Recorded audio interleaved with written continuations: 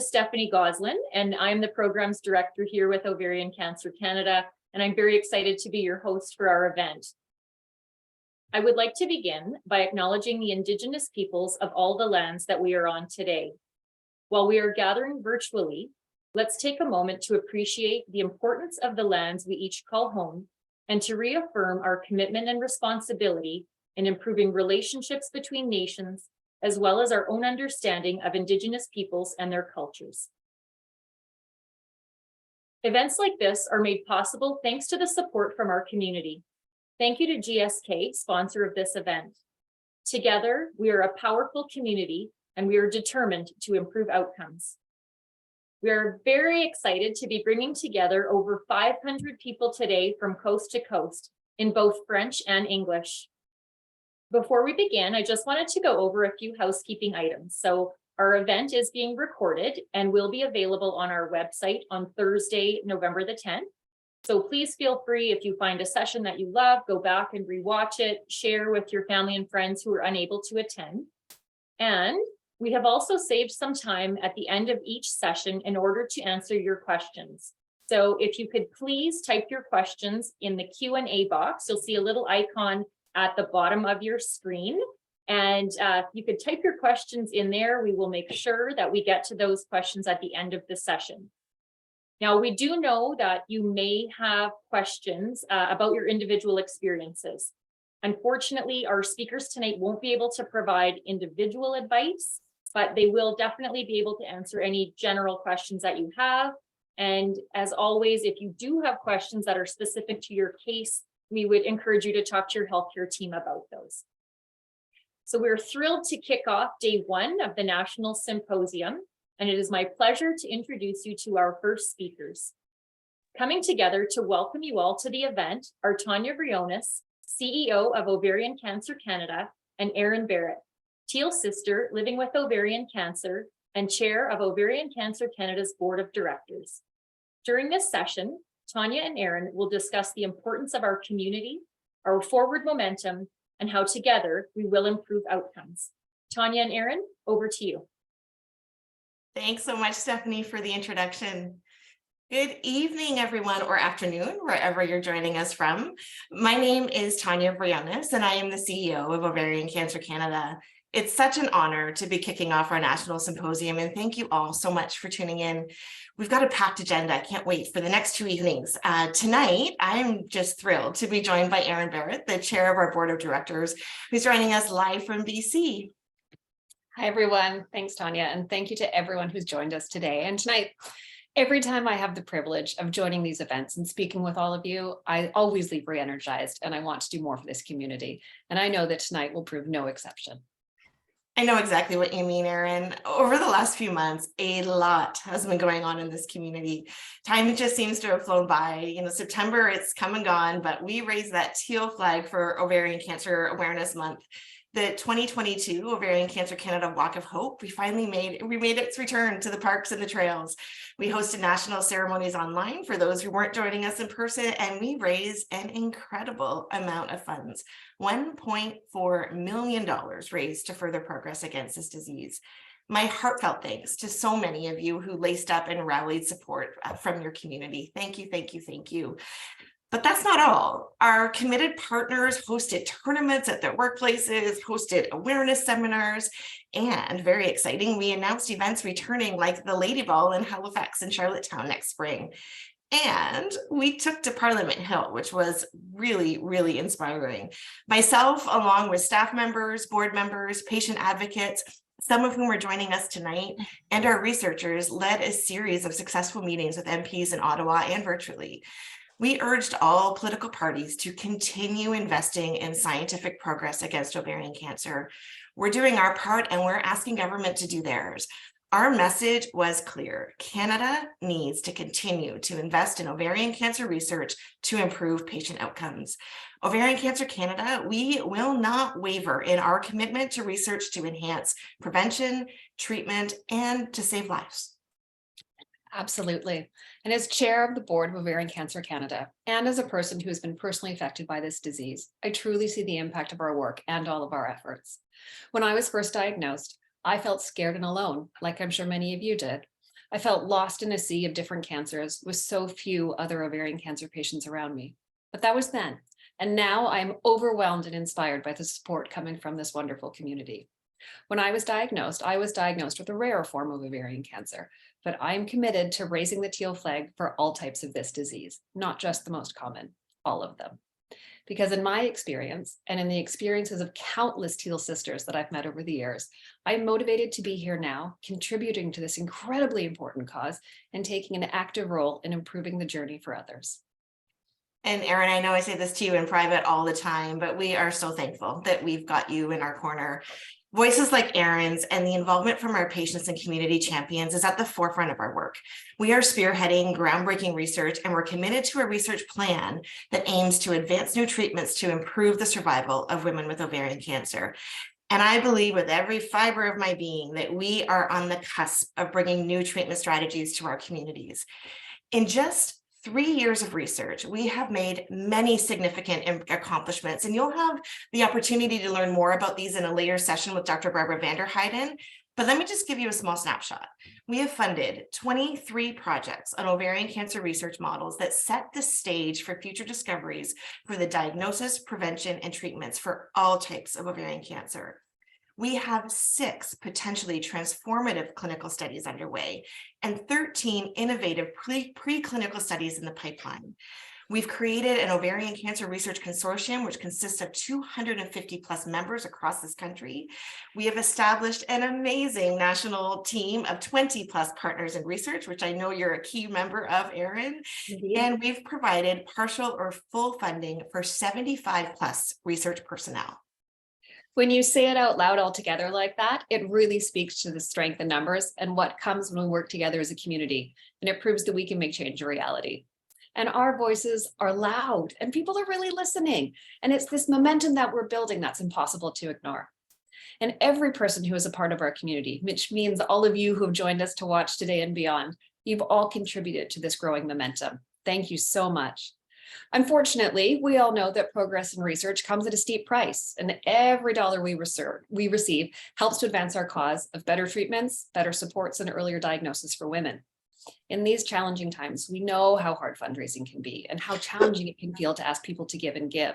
The hard-earned funds from our walk participants, our partners and our sponsors, our monthly donors and legacy donors, everyone who buys a ticket to an attend event, and people like me and you and Tania here, every dollar we contribute helps to create a brighter future. And for that, we thank you for always stepping up and supporting Ovarian Cancer Canada. And there is so much work to be done, and we're not stopping now.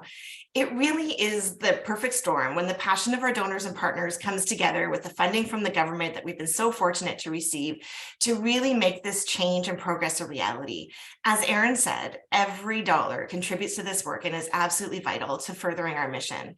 When we met with MPs, we asked the government to continue supporting Ovarian Cancer Canada. We asked for $15.7 million by 2024 so that we can continue the groundbreaking research being done right across the country. With further funding, we can better understand how health inequities impact those affected by ovarian cancer. We can keep those with lived experience of this disease front and center in our research, and we can continue to answer the most critical research questions. Absolutely. As a patient advocate myself who attended a few of these meetings, I was so impressed with the support that we received. The MPs we met with were shocked to hear that outcomes for this disease haven't changed in over 50 years. And each we met with committed to adding their voice to our requests for more support. For me, I was so proud to be able to look the Minister of Health in the eyes, face to face in Ottawa, and tell him that not only have we met every goal, every single deliverable that we laid out with their initial $10 million commitment, we have far surpassed those goals. Through leveraging that commitment to attract further investment, we funded more studies, more clinical trials than we ever set out to do. As they said to us, that rarely happens. Everyone I spoke to in Ottawa was quite surprised when I told them this. But the best part of it is I know we can do it again. We showed him that we are the best return on investment that they can make. And why? It's because we're accelerating research progress. We're taking research to new heights. We're doing research differently. We're earning international recognition for Canada as a leader in pioneering transformative research and discoveries. And we're not slowing down anytime soon. That's right. We can't and we won't. I'm here today as someone living with ovarian cancer, as a donor, a walk participant, and a chair of the Ovarian Cancer Canada Board of Directors. I am deeply committed to this work and stand by this organization wholeheartedly. I know absolutely that the next big breakthrough in ovarian cancer is just around the next corner. But we cannot do this without you. Thank you to everyone here tonight and to your family and friends and beyond to your circle of support for sharing this passion and furthering progress against this disease. Thank you to you, Erin, for being our champion and for your role as chair of the board supporting our mission forward. It's an honor to be able to work with you as closely as I do. Before I turn it back to Stephanie to introduce you to the next session, I just want to say a huge thank you to everyone joining us tonight. I hope you see your role in our work and can see the progress that we're making. Believe me when I tell you, just as Erin said, we are on the cusp of breakthroughs that really can change the face of this disease for good. And that hope, it can become a reality.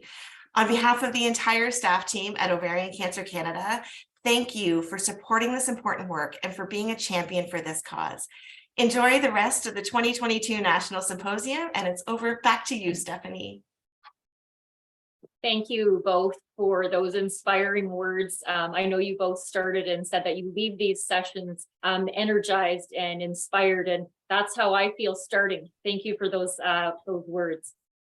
Jennifer Turner is a registered psychotherapist and a certified spiritual care practitioner. She has a focus on integrative care to support the challenges of living with the uncertainty of cancer, the hope of healing, end of life needs, and grief work. As a cancer patient herself, she understands how our culture often fails to provide support for the full experience of living with a life-threatening diagnosis. Jennifer is joined this evening by Till sisters, Trista DeLulo, Helen Martin, Marilyn Williams, and Starla Fiddler, who will share their lived experiences with us this evening. Welcome everyone, and Jennifer, I will turn it over to you. Thank you very much, Stephanie, and hello to everybody. It's such a privilege and pleasure to be here. Full disclosure, I have quite a bad cold, so I might sound a bit croaky, and I'll turn my light back on in a second.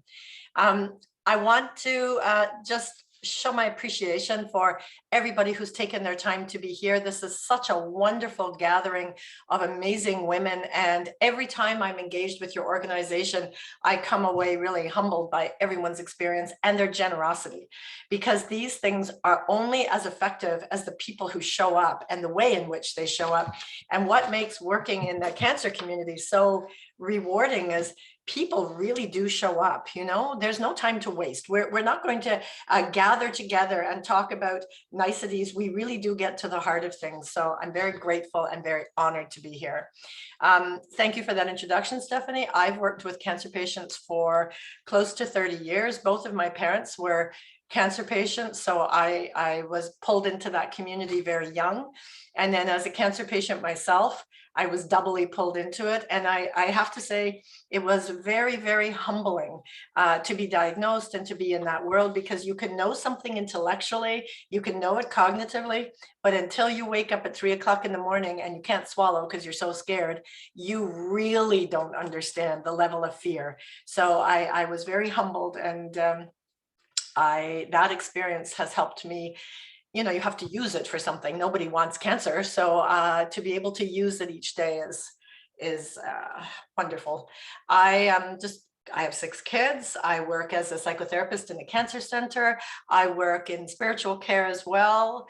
As a lay pastor, I work in a private practice with people who are dealing with hopelessness, depression, anxiety, all related to health, and have the great opportunity of bringing people together in support groups and one-on-one, and also with their families, and also couples, because as you know, this disease impacts every aspect of your life. It literally turns everything upside down, and you figure it out from the beginning. So I'd like to, this is a conversation, and I'd like to take this opportunity to have each person here introduce themselves, tell us a little bit about your story, and then we'll just take it from there. Who should go first? Who have I got on my list here? Marilyn. I have Marilyn at the top of my list.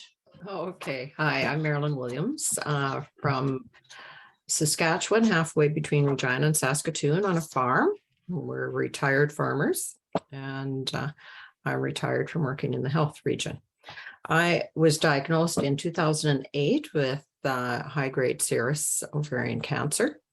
And I also had the BRCA mutation as well. So 2 of our 3 kids also have the mutation. So that was the worst part. I was 55 when I was diagnosed, 2008, and I'd lost 28 pounds initially, and I thought that was great, but alas, not a good sign. I had bowel changes, PMS feelings, and yeah, finally my daughter said, get to the doctor. So I did New Year's Eve, and had surgery by early February, and then chemo, carbo, platin, and paclitaxel. And I had 30% hearing loss, and with the paclitaxel and neuropathy. So they had to reduce my Taxel. With the BRCA mutation, my one daughter and I that are positive attend the high-risk clinic in Saskatoon, and we have a breast MRI once a year and a mammogram once a year just to follow through because of the high risk of breast cancer with that mutation as well. And then in 2012, I had a recurrence. 5 tumors on my colon, which they removed, and then they took out my gallbladder and appendix for good measure, they said. And then I had carboplatin and calyx treatments after that. Then in 2014, I had another recurrence, and this time it was in my spleen, and they took it out laparoscopically. And because there was no cancer showing up on a PET scan anywhere else, I opted not to have any more chemo, and I have been clear ever since, except for 2016. They found something on my liver, but they're just watching it. Apparently it's not doing anything. So fingers crossed on that. So as of February, I will be a 15-year survivor. And I know when I started going through the journey, I really wanted to talk to long-term survivors, and it gave me hope to keep on fighting, and it worked. So thank you. Thank you, Marilyn. What an inspiring story. I agree. I think when I'm working with people who are newly diagnosed, it's one of the first things they ask for. Is there somebody who has had my cancer who's still here, somebody that I can speak to who's actually experienced this and is living a good life, you know, is happy and has family and jobs and life. And it's very inspiring to be able to connect people in that way. Thank you. Helen, can you tell us your story, please? Yes, hi, I'm Helen Martin in Hamilton, Ontario. I'm pleased to be included in this Living Well with Cancer and its Impact session because mine is a 40-year experience with ovarian cancer, which brought life-altering changes, but many positive benefits. In the 1980s, my mom and her sister barely lived 5 years with OV, and my own journey began 17 years ago at age 61. My family doctor was cognizant of that family history, and he always included thorough pelvic exams in my annual physical. And in 2005, he discovered an enlarged ovary. And quickly, after an extensive transvaginal ultrasound, a gynecologic oncologist diagnosed advanced ovarian cancer, stage 3C, high-grade serous. I was aware of the symptoms, but I experienced none. And with my family experience, the shock was advanced. How was that possible? I tolerated the common radical gynecologic surgery and 6 rounds of the usual combination chemotherapy, taking me to remission in 5 months and a future with OCC.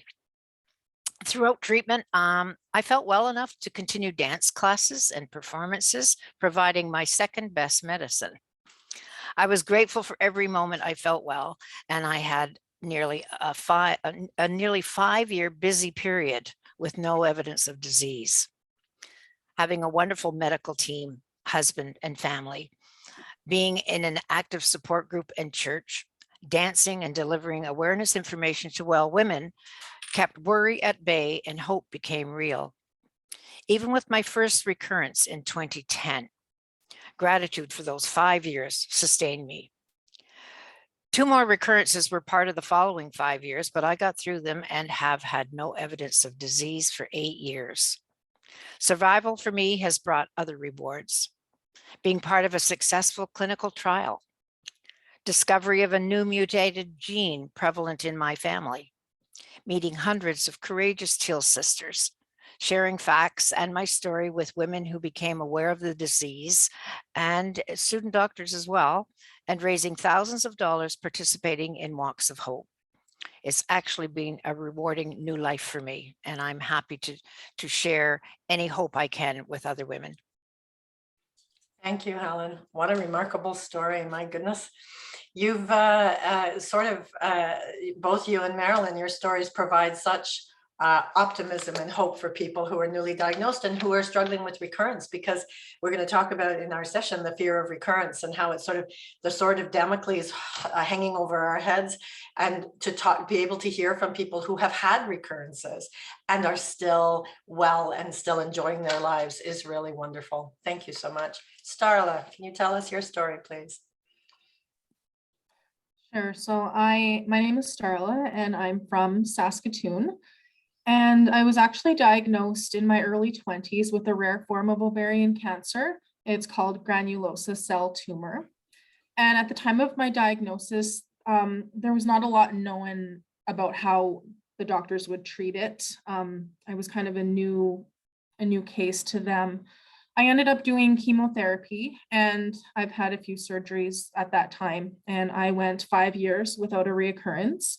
But unfortunately, at that point of the reoccurrence, they never really slowed down. So right now I'm in my fifth reoccurrence, I should say.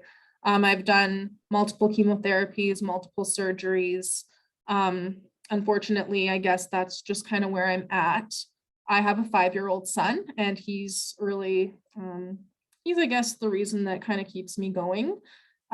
He's fun. He's a fun little guy. But yeah, so I guess that's where I'm at right now in my journey. I've had 5 reoccurrences, like I said, tons of chemotherapy, tons of surgeries. They all kind of blend together at this point. So yeah.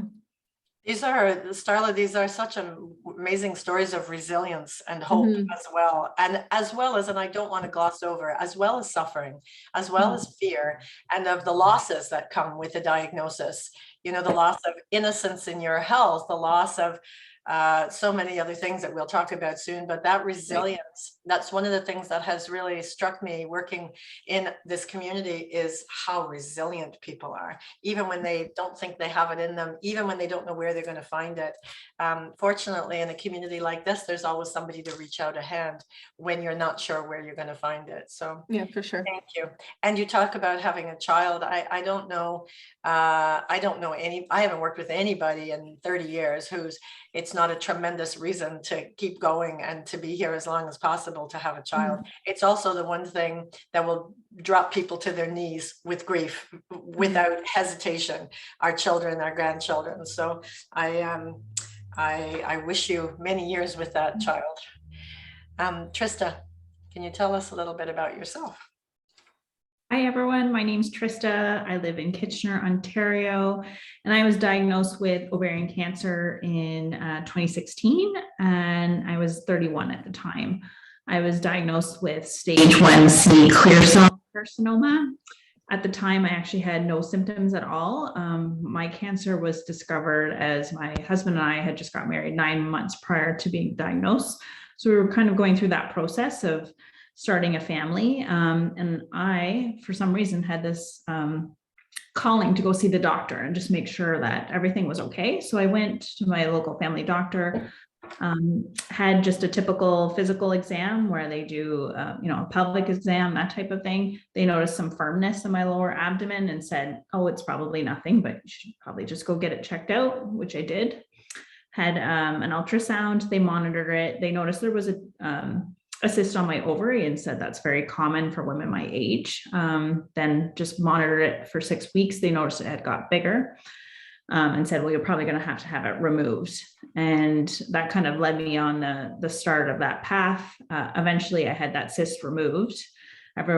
Most people said that you're pretty young to have cancer, so not to really worry about that part. And I really didn't think of that at all. And had that cyst removed. The pathology came back and said it was cancerous. So that really led me on my journey. Again, I had no symptoms, so that was very shocking to me. And just with my age at the time, I remember when I got diagnosed, I went home and Googled, which they told me not to do, but of course I did.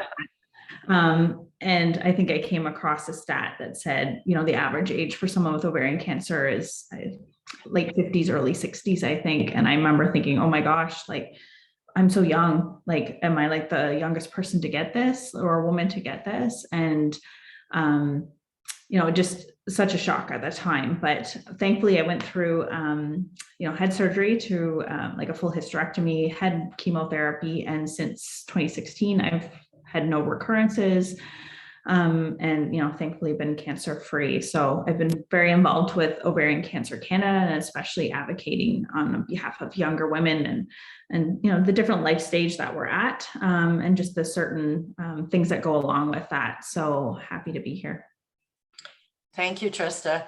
The title of this session is Living Well with Ovarian Cancer and the Impacts of Diagnosis. So we sort of have the bookends, because the impact of diagnosis, we can't gloss over that. There's a lot of loss.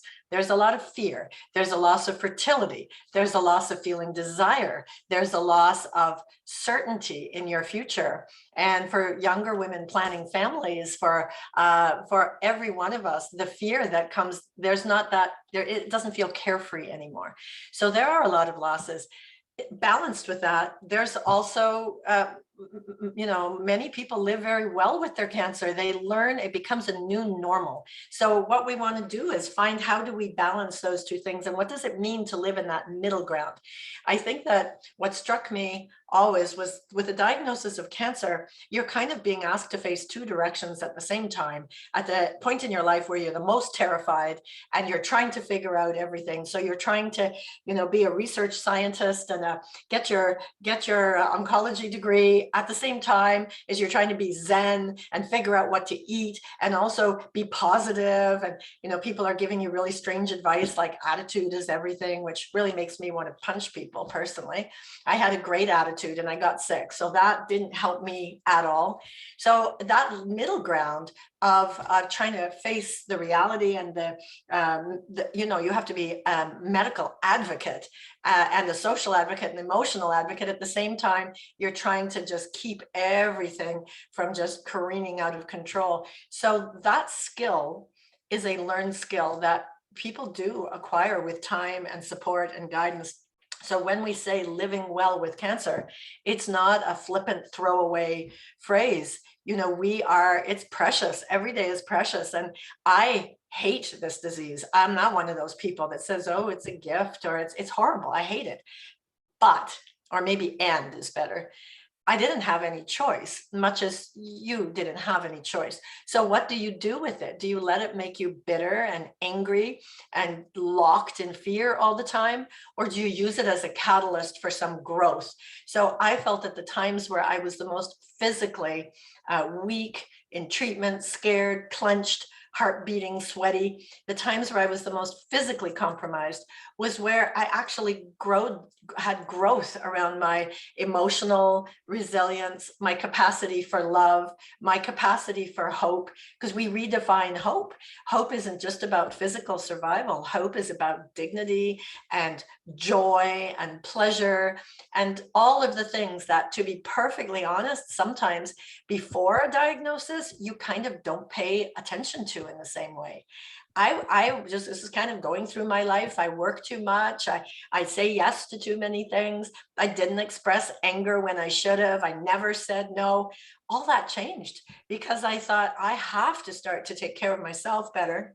not just chemo and surgery and radiation, but emotionally, I had to show up in my own life and figure out why I was here and what I was supposed to learn, because I think we're here to learn.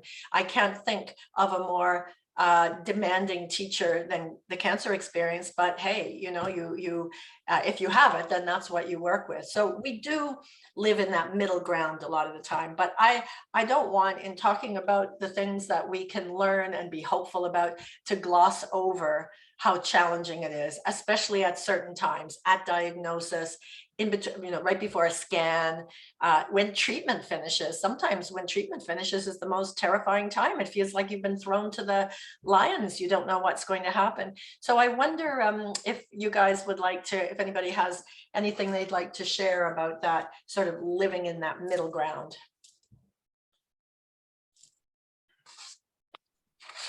I can speak to that, Jennifer. I think for me, like I touched upon earlier, I think you mentioned the losses. For me, it was the loss of fertility that was really the hard part.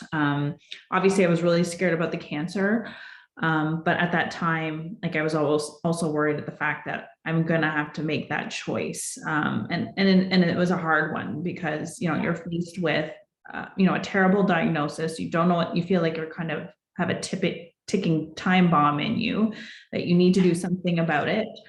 And I remember talking to my husband, just being like, I want to be able to, have, it was the choice really, and having the choice of having children taken away. And I totally appreciate that there's many ways to have a family. And you don't have to necessarily birth a baby to be a mother. But that wasn't really in my plan, so to speak, or that's not how I envisioned things. And it was just that choice being taken away that was really so challenging. And at the same time, I remember being so focused on the fertility piece, and my friends and family being so focused on the cancer piece. And it was almost like I was over here waving about the fertility and they were over here. And, so that was really challenging for me, just because I knew that like, this is really going to affect me. I'm the one, this is my life, and this is going to change my life, the direction of my life forever. For me, it was just taking things one day at a time. Obviously, having that support group around me, like supportive friends and family that I could talk to. Everyone understood, and even my oncologist, like he was well aware of, how devastating this would be. And he still talks about it with me at like appointments that I have recently, like talking about how, how traumatic and how tough that was. And it's still been 6 years, and it still is tough at times. Obviously, I think it's just a process of grief that has gotten a little bit easier with time, but it's really still there. To be forced with a choice of like, either like risk your life to have a child, or have some surgery and treatment and forgo having children, but maybe give yourself a best prognosis. It didn't really feel like it was like, well, how do I decide between that? It didn't really feel like a choice. So, and all the unknowns you have, like I ended up having a surgery, and thankfully, like my cancer was just confined to one ovary, but I had everything out. So unfortunately, they couldn't put it back in, so it's, you don't know some of these things. Right. And that unknown was really, really tough for me. And I'm a pretty positive person, I think. And I got a lot of those comments of, stay positive, which I really did appreciate. But at the same time, that was a big burden on me, because I felt that if, especially after treatment, that's where I think I struggled the most, not so much during, but once you've gone through all the treatments and things are better, everyone's like, oh, life is back to normal. And like, that's where things really sink in. And I really felt the burden that like, people are going to think I'm not coping well. Yeah. And, and it's silly to think that, because I'm like, who would cope well with this? Because like, this is cancer and this is tough. Like, I think it was those expectations I had on myself that were the toughest. No one ever said to me, like, you're not coping well. But I remember finally, like, I talked to a local, like a therapist and things like that. And I got those support systems, and I was part of like a cancer support group where I realized that like, I think I am coping well. I'm coping as well as I can with the situation that I had, but it took me a while to realize that. Well, I think that, thank you very much, Trista. I think that I had a woman say to me last week, she's a stage 4 cancer patient, and she was invited to join one of our support groups. And she said, well, I'm nervous about doing that because I'm afraid I'm going to hear from other people who are doing a much better job of being cancer patients. And I thought, oh my God, we're diminishing ourselves even in that. There's a fear that you're not, because she's not feeling positive at all. She's depressed, she's teary. This is all very new to her, and she needs help. And one of the things that women have a very hard time with is saying, I need help, and accepting help. So to be honest with each other, to be honest with our families and our friends is really important. We live in a very disease phobic, death phobic culture. So we're always supposed to just be happy. We're always supposed to be positive. I go into the hospital to see people who are days away from dying, and their family members are saying she can't give up. And I think, never, she can never say, I'm done. This is it. This is the end of my life. So I do think there needs to be, again, it's that sort of facing two directions, to be as life affirming as possible, to be here as long as possible, and to be open to hope that there are new treatments coming and that there are things that we can do. At the same time, we're mortal and we're in human bodies, and one day we're going to die. So if we do the work or the emotional work around death and dying, it doesn't mean that it's going to make you die sooner. It means that you're going to actually start to find some peace eventually, so that you're not clenched.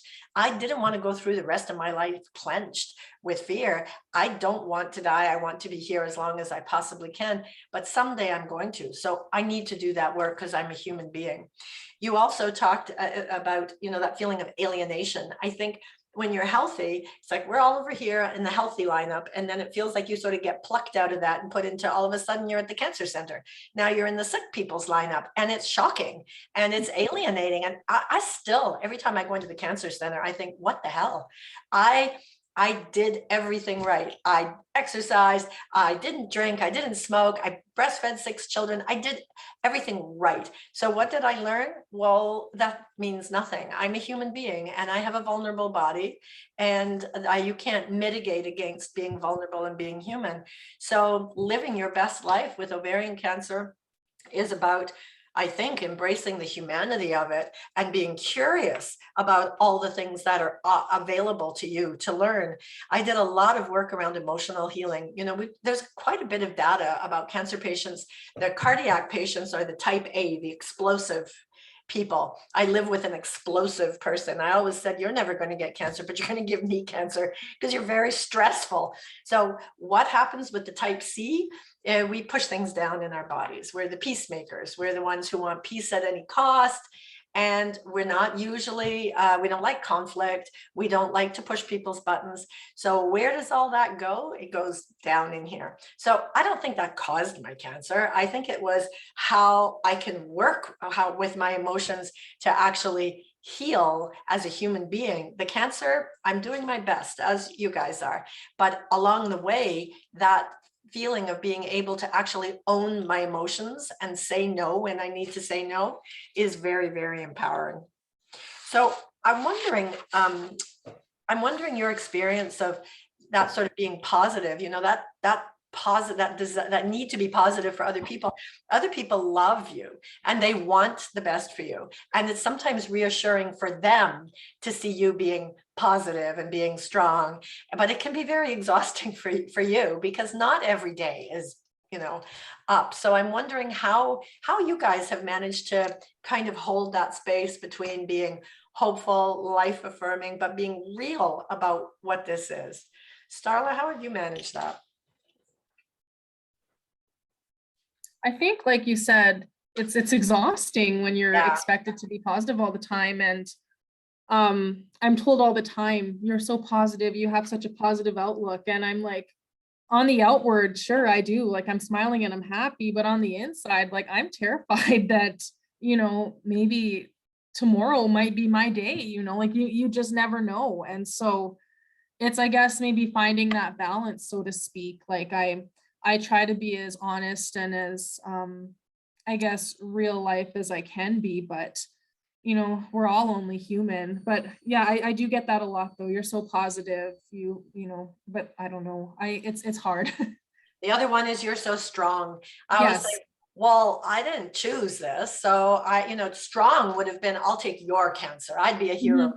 I didn't choose this. So you don't really have a choice. You're It going almost to like, it's almost upsetting to me too when I hear that, when people tell me like, you're so strong, like, but I don't feel strong. Like, I'm full of cancer. I'm not strong. Like, it's Right. almost, I understand where it's coming from, but personally, I don't like being told that, because I don't feel like I'm strong, I And I guess. think partially the reason we react that way is because it's very disrespectful to the actual experience of cancer, Mhm, which mhm. is being afraid, is feeling weak sometimes, is feeling exhausted, is feeling just tired of putting one foot in front of the other. So when somebody looks at you and says, you look great, you put Mhm. that all behind you now, and you're so positive, it kind of feels like it shuts you down. Like there isn't any opportunity then for you to say, actually, this is really hard. Even if you weren't inclined to say it to that person, they've Right. made it very clear what the parameters of the conversation are. So Mhm. I do try very hard to tell the truth in situations when people say, oh, well, that's all behind you. I say, well, that's not how this works. But I don't have to then tell them my whole life story. I just can't nod and smile anymore. I just say, well, that's not how it works. And then if they want to know more, they can ask. Most don't. Most don't want to know more than that. Helen, I what think about you? I think I'm the bookend to this story. Sure. Totally different, and mostly because the cancer that my family is genetically prone to is a postmenopausal cancer. So I was postmenopausal. I was retired. My family was grown and gone, lovingly supporting me. And I happen to come with a positive nature. I say to people all the time that worry about that, you can't grow it when you get cancer. You don't learn to have. So I was fortunate in so many ways. I was fit. I was had a great immune system. I was active, and I had a positive attitude. So I was able to carry on, but mostly I tolerated everything so well. I was never, ever really, really sick. I always felt quite well. So I just took that. I didn't go, oh, yay, me. It actually gave me some guilt, because in my support group and talking to everyone else, nobody else felt this way. So I had to be careful about telling people what I was doing, because it just worked for me. And I used it as every good day, I'll do as much as I can. As long as I feel good, I'll do what I can. And it just never ended. And I lived with survivor guilt for a long time, because I was doing so well. I mean, yeah, I had 3 recurrences, but through none of them was I ever bedridden or laid out. It just, okay, this is what we have to do, and I'm not going to say it was easy for me, but I don't remember the bad stuff, because I was always working on the good day. And You touch on a very interesting topic, survivor guilt, which we will talk about. Marilyn, what were you going to say there? Well, in preparing, because it's been 9 years for me since my last recurrence, I have a tendency to get sort of complacent about it. And but I have to be vigilant at the same time, because I know that little black cloud's still always there, and it can return at any time. But in reflecting on today's session, it took me back to those hard times. I had some hard times, and wow, it took me right back there. It's tough. And what I found was the support groups were awesome. I was connected to Cancer Connection and to the Ovarian Cancer support groups, because they got it.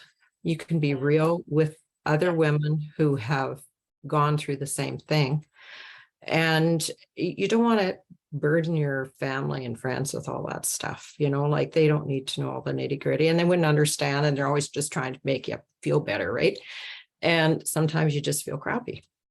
That's the way it is, right? So that's where I found the support groups just super. And that's why I continue to do it, because I appreciated it so much when I was going through cancer treatments and stuff. Yeah, and I think you touch on something, in terms of with our kids and our families, and even our friends. I was frustrated at times that people said things that seemed a bit flippant or a bit kind of, well, you'll be fine because you're so strong and you've got such a good attitude. And then I realized they're not trying to be unkind. they're a baby, like they have not experienced this.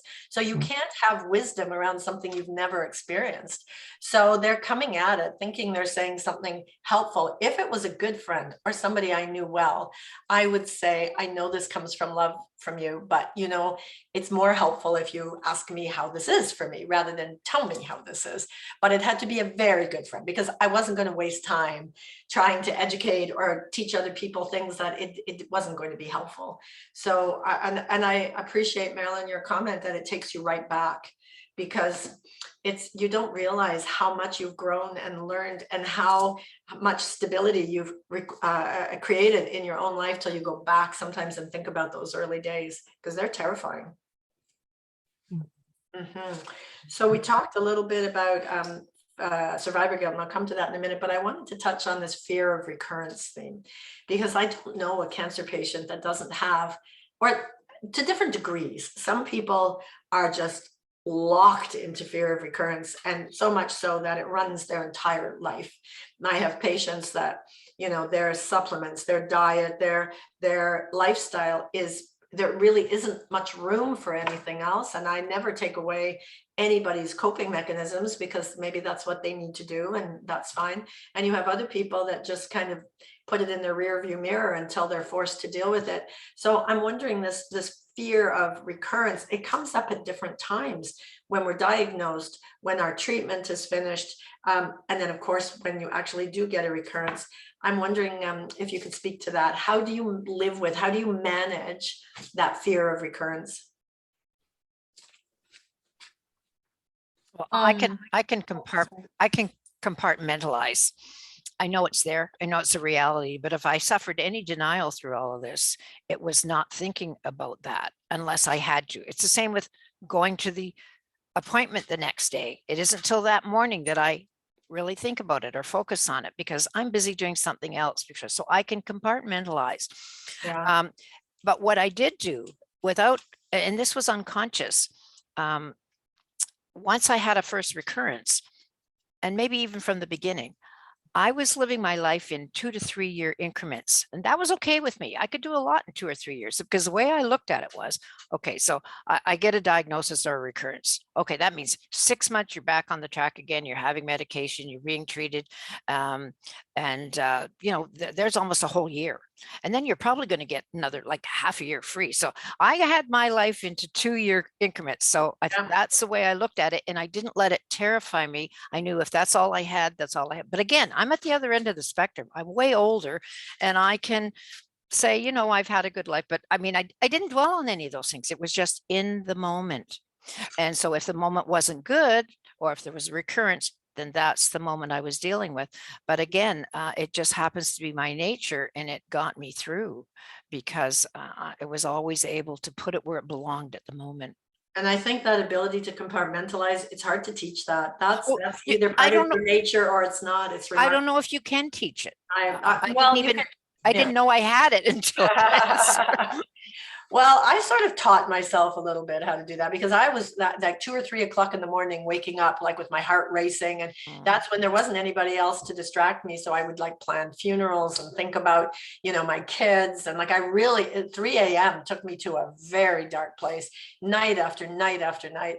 And eventually I thought, well, I've got to manage this somehow. So I had a journal, and on the one side, I would write the things, I would write those things out during the day. And then I would write out my strategies, my things that gave me hope. And then I would think of it as my daytime work. If I was going to be afraid, it had to be in the daytime, because I could do something about it. And then at nighttime, I was like, well, now I need to turn it off. This 8 hours, there is nothing I can do about any of this. I need to turn it off. But it took me a long time. It didn't come as naturally as it did for you, Helen. Well, and the thing is with me was always that hardly anyone dies of cancer like in the moment. It's not like a heart attack. It's not like getting struck by a car.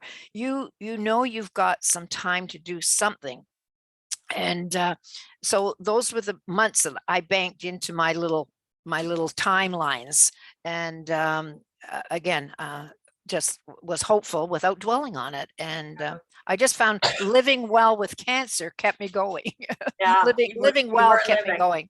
Yeah. And as you said, you were fortunate because the treatment didn't make you so sick. You could still do things. Some people are so ill Yeah. when they're in treatment. That's Well, much harder. yeah, and I had my days, my early days, but I again was so cautious, you know, in those first 3-4 days. Don't call me. I'm under my Afghan with my book, and Yep. and it just those almost became my days because I wasn't terribly sick, but people didn't know that and they didn't bother me. And then by the end of that first week, I was back at a dance rehearsal, you know. Yeah. But Trista, thank you, Helen. Trista, what about you? When did you find the biggest fear of recurrence and how do you manage that? I think it was probably, once I finished treatment, like I touched on earlier, that was probably the more difficult time, just because I felt like the whole treatment period, it was kind of like you have your set appointments, there's, you're doing chemo, you feel like you're doing something, you're actively, recovering from something, or you're having treatment, like some type of medication. And then once that, is done and they kind of set you off, and I kind of felt like I was supposed to like skip out of there and be happy and like live a good life after that. It was kind of like, that's when things kind of set in, even though I did a lot of emotional work and a lot of work on myself during the whole treatment phase. It just, I don't know. It was one of those things where it really comes to a head. I just find and I found that with a lot of other survivors, once you've finished that, you don't maybe have that safety net, so to speak, of like all the appointments, and not that you're looking forward to these things, but like things You're being cared for. You're being cared for, and you're actively doing something. It just kind of feels like now it's like, is it going to come back? Like I'm not taking any medication. I'm just supposed to watch for symptoms. I never had any symptoms to begin with. So I was kind of like, okay, I know I'm quite well aware of the symptoms of ovarian cancer now, but I feel like if there was always that panic that if I start to feel something, well, it must be advanced then, because I never had any symptoms, and I was luckily to have my cancer caught early. So that was a lot. That was in my back of my mind a lot, where it's like, okay, I just have to wait for the shoe to drop. Like just, not once I got to that 5-year mark, I was kind of like, that was what I was like aiming for. And, obviously it took a deep breath then, but it's still very much there. I think, again, it's lessened with time too. And it is very much like, I kind of feel like it is, you're in a car and you see it in the rearview mirror, and I'm getting farther away from cancer, so to speak. But I'm also very much cognizant that, like, it could come back at any time. And I remember talking to another cancer survivor and being scared that I wouldn't be prepared for it again, because it really caught me by surprise the first time. And I wanted to be prepared for if it to happen again, or if it happened again. And it's like, I don't know how you really prepare for it, but I remember her saying, like, you've done it once before, you can do it again. And I was just like, yeah, that's really true. Like, I didn't think I would be able. I remember my first chemo treatment, I thought, oh my God, I have to do this like how many more times? And I thought, if I can get through that, if that's what happens again, I'll get through that too. Like, that you can do that.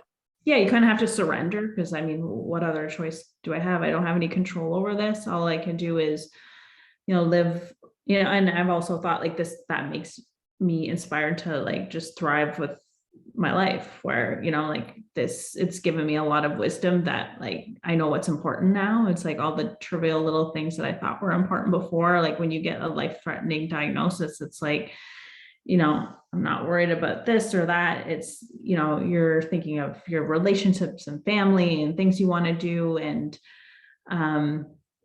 it really put things in perspective. So I'm not really grateful to have cancer, but there's a lot of teachable moments in, things that I've realized. So I think it was that after period, that treatment, that was the hardest to deal with. The hardest for you to manage. Yeah. Thank you. Starla, what about you? Because you've had numerous, as you said, it's an ongoing situation for you. So how do you manage fear? And then where do you find hope? What are you hopeful for? So I had mentioned, I had done the chemotherapy, I had my surgeries, I went 5 years without a reoccurrence. And then I had a really big reoccurrence. I ended up with 17 tumors spread throughout my midsection. And like Trista said, I as well didn't have any symptoms then. Like I had kind of what I felt like was menstrual cramps, which made me think maybe something was going on. And yeah, it ended up being, like I said, that really big reoccurrence. But from that reoccurrence, I guess because it was so big, I had told myself, if I come out of this and I survive, then that's a sign for me to just take life by the horns and just live the best life that I possibly can. And so when I woke up from that surgery, I just remember being so grateful that I even woke up, first of all. And then, you know, after the recovery and whatnot, I just had that mindset. I was just going to keep doing everything that I could, make as many memories as I could, travel. Yeah, the fear of reoccurrence was always there. And I was NED, so to speak, like no evidence of disease, when the opportunity presented for me to adopt my son. And at that time, I didn't even think twice, because being a mother was something that I always wanted. And I knew that I wouldn't be able to have a child biologically just because of my cancer. So I said yes, because I wasn't going to let the cancer take that from me. So I adopted my son. And now, yeah, that fear, like Marilyn said, is always kind of like that black cloud at the back. But I go to my routine scans. I go to my doctor's appointments. I really listen to my body if it's telling me something. And I've actually been able to feel that I've had a reoccurrence before even knowing that it was there. But before the scan detected it, I've known that I had a tumor here, I had a tumor there. I've been able to tell. Now that my son's getting older though, like I find my hope in him and wanting to give him the best life as I can right now, because I don't know how long I have with him. And so we travel, we do as many fun things as we can. And I just want him to have as many positive memories as he can. And so, yeah, that's kind of where I draw that hope from. Thank you, Starla. We touched a little bit on survivor guilt. I want to go to another section also, so I don't want to run out of time, but survivor guilt is a big part of the cancer experience, especially when you're in groups and you're with other people. I've said goodbye to so many people that I really cared about. And, you know, as you said, when you meet people in the same circumstances, you get each other. Like it's a real bond. It is a real sisterhood. And that feeling that so many young women and hopeful women and beautiful women have passed on, I think that survival guilt, you know, why am I still here? Why them and why me? And I think we do it, you know, even though there's no logical or theological, it's just, well, whatever it is. But I think the other thing is sometimes there's a lot of pressure to you have to really make something out of your life. Then if you survive, well, you got to make it count. That's a lot of pressure. That's a big burden to carry. And I kind of figure, you know, just live your best life, learn what you're supposed to learn, love the people around you. I think that is your best life. I think that's the most heroic thing that you can do. But survivor guilt is it's grief. And I think grief doesn't get talked about as much as it probably should in the cancer experience. We grieve the loss of fertility, we grieve the loss of innocence, and we grieve the death of people that we care about. I run stage 4 cancer support groups. Many times the debate comes up, should we have stage 4, stage 1, stage 2, like should we all be together? And it's hard. It's hard to sit beside people that you know are sick because you are getting sick or because you see yourself in them, and there's fear that comes up. But there's also humanity and love and wisdom, and then there's peace on the other side of that. If you don't show up for that, you never get to that place of peace and humanity. So I think it's really important that we not look away. And guilt is mitigated by fully showing up, I think. Does anybody have any other thoughts about survivor guilt before I move on from that? Yes, Helen? Mine was finally eliminated by being aware that of successes that had happened because I survived. Because it was always, well, how come I'm so well? Why am I still here? Why am my mother's gone, my aunt's gone, several of my teal sisters, many of my teal sisters are gone. And it started to fade when I saw the response of women in the support group who need us long-term survivors to look towards and to have hope. So it started, I could see there that that was a good thing. And I too have been in a survivor group, support group for 16 years, and there's no reason to leave because I Right. have a role there. Right. The other thing is I have a sensitive CA-125, no symptoms ever, but a CA-125 that'll tell me on a second appointment that there's something going on. So again, I have warning, I have preparedness. Being part of that olaparib trial in 2010, I mean, I have several friends who are surviving on that drug. It's being used, they're maintaining and living longer. And I know several people that are on the drug and living very comfortable lives because of it. I think, okay, there's another point, that's why I'm here. But the biggest one, of course, was them finally discovering a mutation in our family. And I'd been tested many times over the course of my cancer, because genetics is a rapidly changing science. And 4 or 5 years ago, they find, because I was retested, my blood work was retested, and there was something, they discovered something, the RAD51D. It was a mutation or a gene they didn't even know about when I first had cancer. And that was discovered. So my daughter, my granddaughters, my female relatives and cousins, they've all been warned and or tested positive or had prophylactic surgery.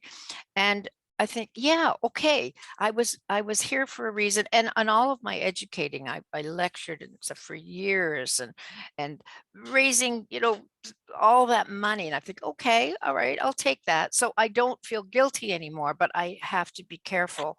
Yeah, you do. Because I don't know how it appears to people who aren't doing well when, I could go on about, I'm so grateful to be here. Oh, I think people are inspired by hearing that. I think we want to hear stories of people who are doing well. I think all of the stories, we also want people who are struggling to be able to tell their story and have that be held as well. I think the truth is what needs to show up in these situations. And I think when you talk about mitigating survivor guilt by all the wonderful things you've done for other people, I also think, it's that I experience, I'm not done, but that has come back to me. That's come back to me. Right. Oh, right. okay, yeah. Right. No, I understand that. And the benefits that other people will reap from just understanding a new mutation, a new situation. Yes. And being able to show up and hold a place. I run support groups where people sometimes say, well, I don't need support anymore, and they disappear. And I always say, whoa, here. That's not what support groups are. That would be a different thing. So I think it's really important to keep showing up. I think that the way that we mitigate survivor guilt is also, we all have a different journey. We all have a different reason for being here. I don't know what your reason is. I don't know what your journey is. I just know that we only have so much control. So I think surrendering to what your journey is and learning along the way, there's some wisdom and there's some softening that can happen around that. And that's what grace is. That's what wisdom is, when we soften around these things. We can't be clenched and rigid all the time. It makes us miserable and sicker. It makes everything worse. And that kind of leads into the idea of how cancer changes us. It changes us profoundly. I don't know anybody who is the same person after a cancer experience and treatment. I mean, there's the passage of time. You're not the same person 10 years later, but man, your priorities are different. Are you going to get into a big discussion about what kind of kitchen counter you want? Like, I don't care about any of those things. I won't even get into arguments. I just kind of walk away because I think this isn't serving me. And I live my life one day at a time. I think this wild and precious day, I don't even think wild and precious life, this wild and precious day, that's Mary Oliver. It's mine. So I am not going to throw it away dealing with other people's craziness or conflict. It was a big change in my marriage because my husband would say things and I would just sort of look at him and he'd say, did you hear me? I'd say, yeah, I heard you. I'm just not engaging. It's my option. I don't need to engage in that. It was very confusing for a while, but I found, oh my God, I always had that option. So it changes us, you know, it makes us ask questions. Why are we here? And what am I here to learn? And is my life valuable if I'm here for 90 years? What about if I'm here for 40 years? What if I'm here for 30 years?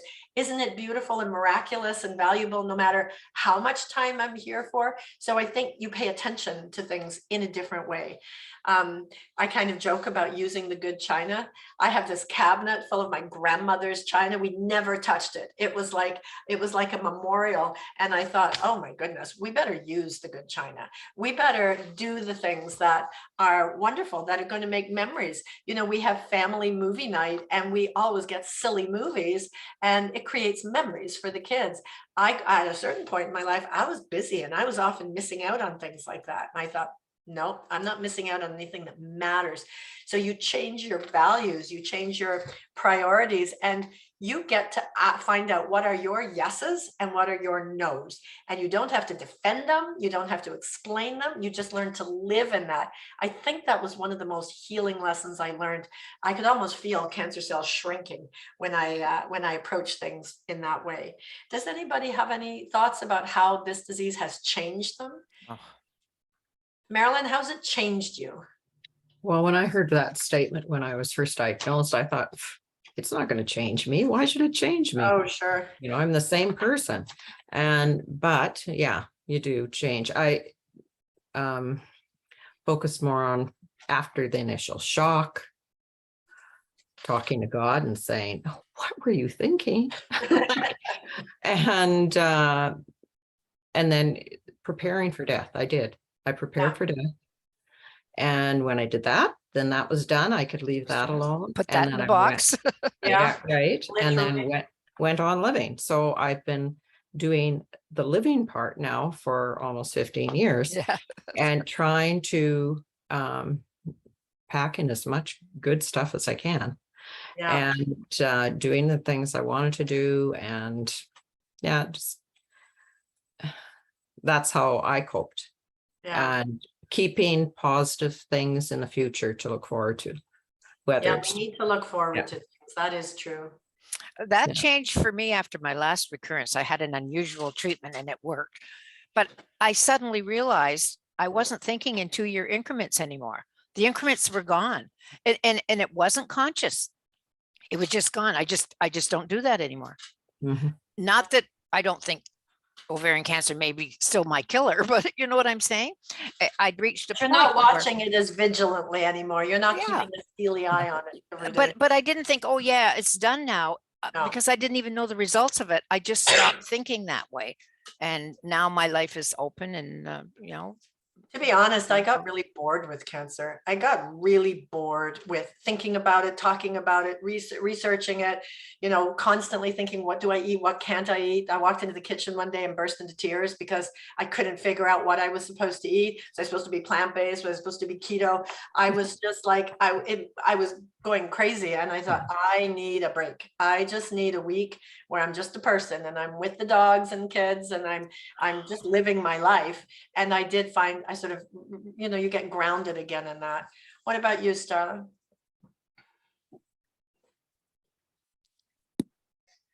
Yeah, I understand completely with I'm bored of it for myself, but at the same time, I do really like talking about it as an advocate. I really like That's bringing different. awareness to the disease, and I want to educate and I want to share my story to hopefully help other people. But for Mhm. myself, I'm tired of it. It's like it'd be nice if it would quit coming back. I won't lie. Like I'm kind of done with it that way, but I like talking about it in regards to other people. Like if I could put it here and talk about it and share my story and advocate, but I don't want it here with me. I want it there.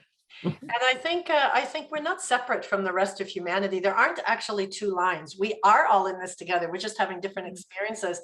I did a retreat last spring with stage 4 breast cancer patients, a group of women, and we did this deep meditation. And when that was over, one of the women came up to my room and she said, I had this epiphany. I realized we're all stage 4, like every person, we're all in this together. I'm not separate from the rest of humanity. I'm not going to be as fearful as I was up until now. And I thought that was remarkable. I often think about her saying that.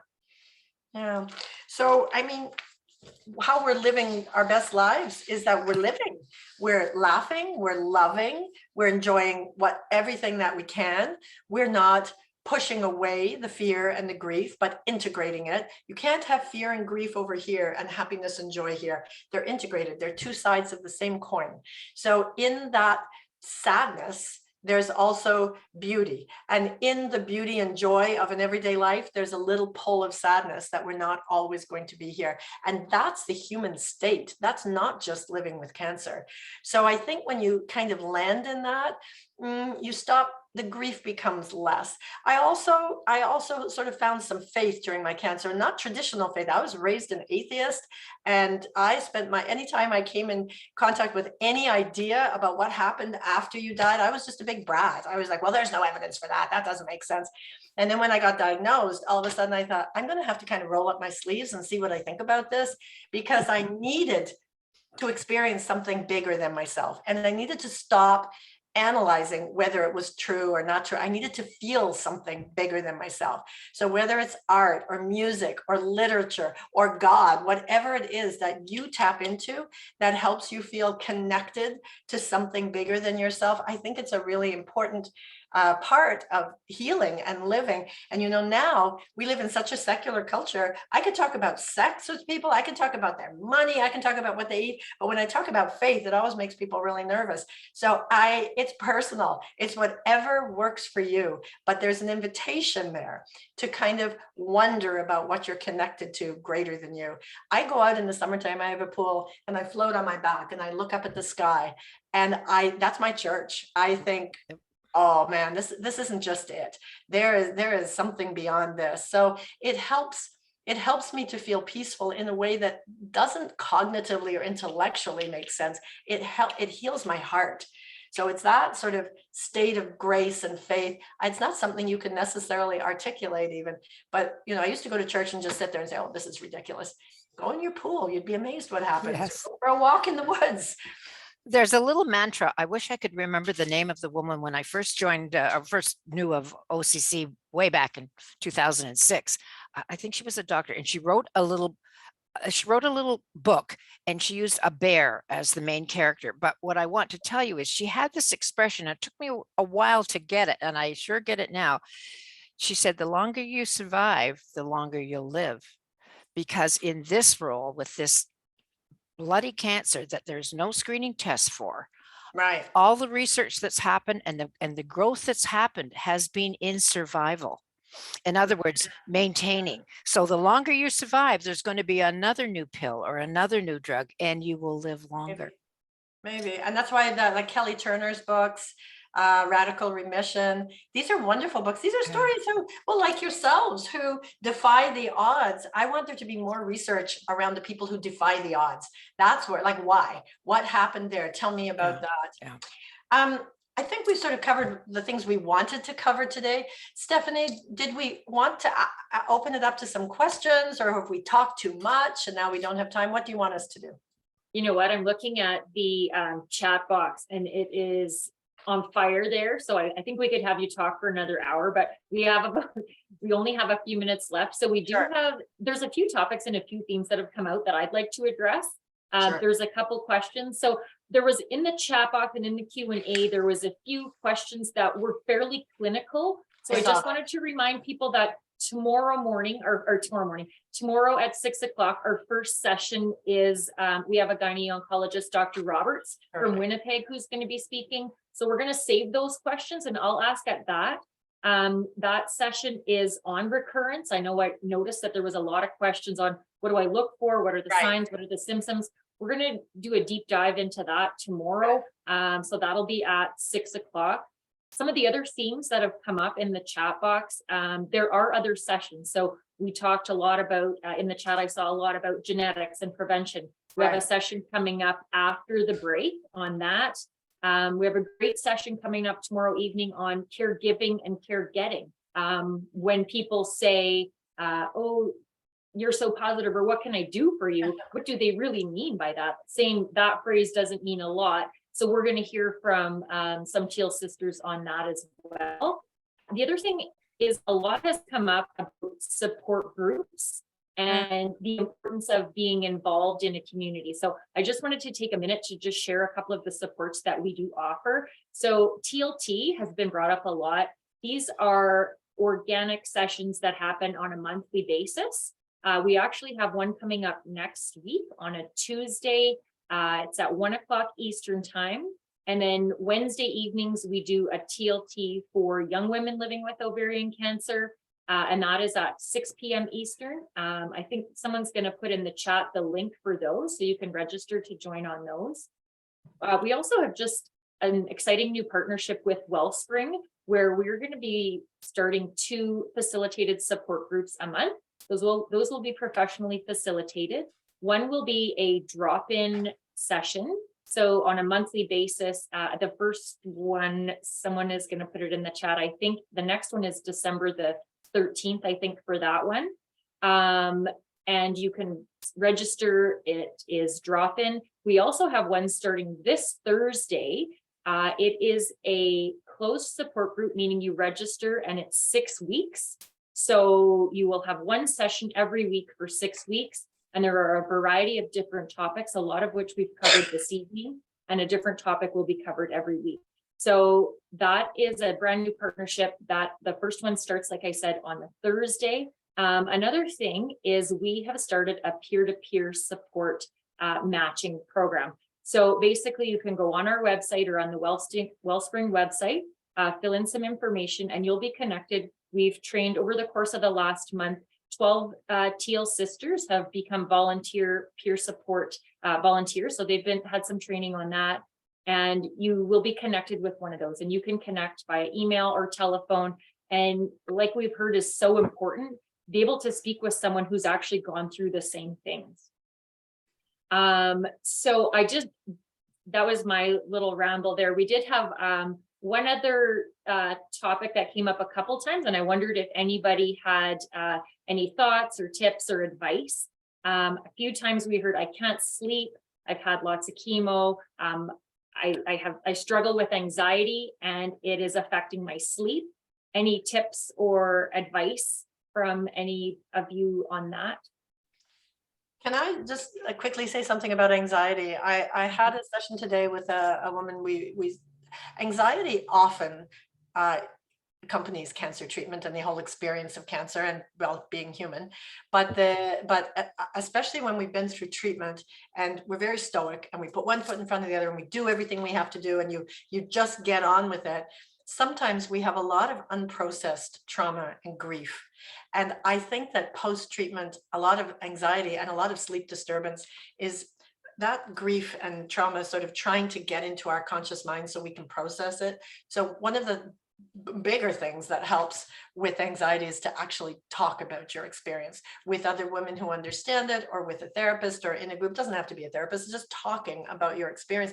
As you say it out loud, you hear it, and I think it has a very healing impact. Thank you. So again, I want to thank you all so much for being a part of this panel tonight. Like I said, there are so many comments and feedback in the chat box. If you have a chance, have a read through some of those. Your rawness and realness it just exuded through the screen, and we thank you so much for just inspiring us all tonight. So thank you all very much for joining us tonight. Moving on now, in 2019, COVID forced us all into this virtual world, which I am going to say definitely has a lot of advantages. I'm in northern Saskatchewan. We had a snowstorm last night. We got a foot of snow, so I wouldn't have been able to attend had it been in person. Also being able to be with all of you women from coast to coast is amazing. But really excited that we are going to be going back to some in-person events in 2023. And that the LADYBALL Halifax and the LADYBALL Charlottetown's Gala will be back in person.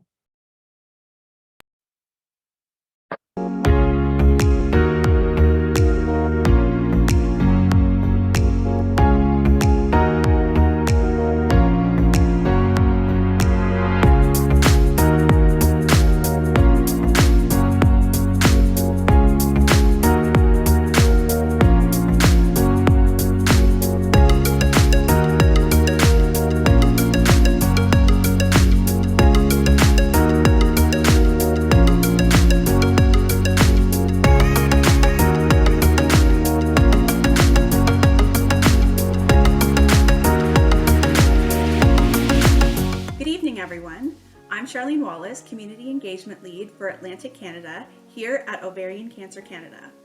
I am so excited to share with you that the Lady Ball will be making its return to the runway for the first time in person since 2019 next spring in both Halifax and Charlottetown. As valued members of our community, I would like to personally invite you to an evening filled with glamour, community, and connection. Join me for a fashion show, live entertainment, fabulous raffles, and delicious food and drink. Our Halifax event takes place at Pier 21 in Halifax on May 11th, 2023. Tickets can be purchased right now on our website at ovariancanada.org/events/find local events. Stay tuned on our social media channels for Charlottetown details coming very soon. I can't wait to see so many of you as we gather to honor the experiences of Teal sisters across the country and raise funds for ovarian cancer research, support, and advocacy initiatives. Voted MPI's Event of the Year in Atlantic Canada, you will not want to miss the Lady Ball 2023. If you have any questions, reach out to us on social media. Thank you again so much for your continued support, and I'll see you there. Such an amazing event, and super excited that that's going to be back in person in 2023.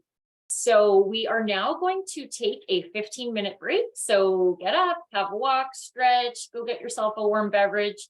And I will look forward to seeing you back here in 15 minutes. That will be 7 stretch. And I loved the countdown clock. I knew exactly when I had to be back on.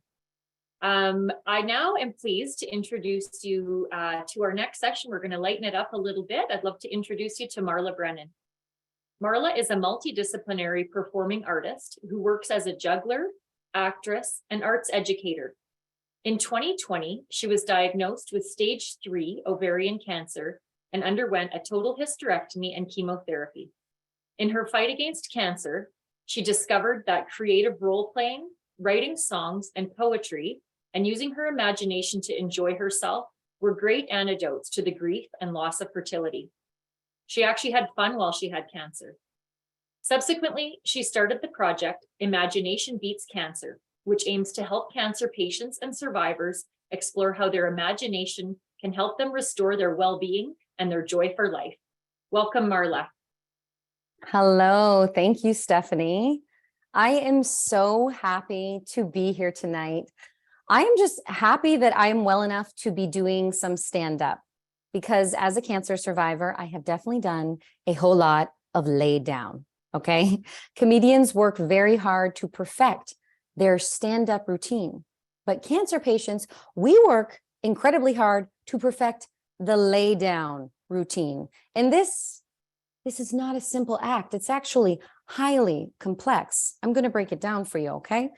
Now, first of all, for the ovarian cancer lay down routine, you're going to need a lot of pillows, okay? If you're newly diagnosed, people will be saying, I'm so sorry you have cancer. What can I do for you? You tell them what they can do for you. They can buy you the most expensive, luxurious pillows on the market because you are going to need them.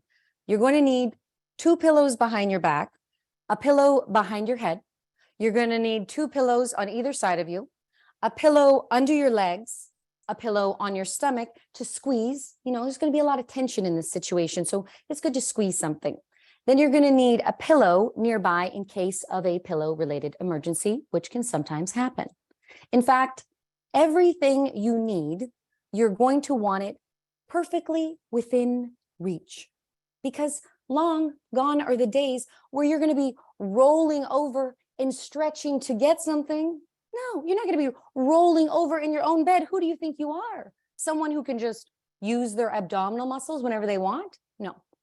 If you have ovarian cancer, at some point, you are likely going to be doing a very big surgery. So there will be no rolling over and reaching. Everything should be set up perfectly. You got your chapstick, you know, you want to keep it moist.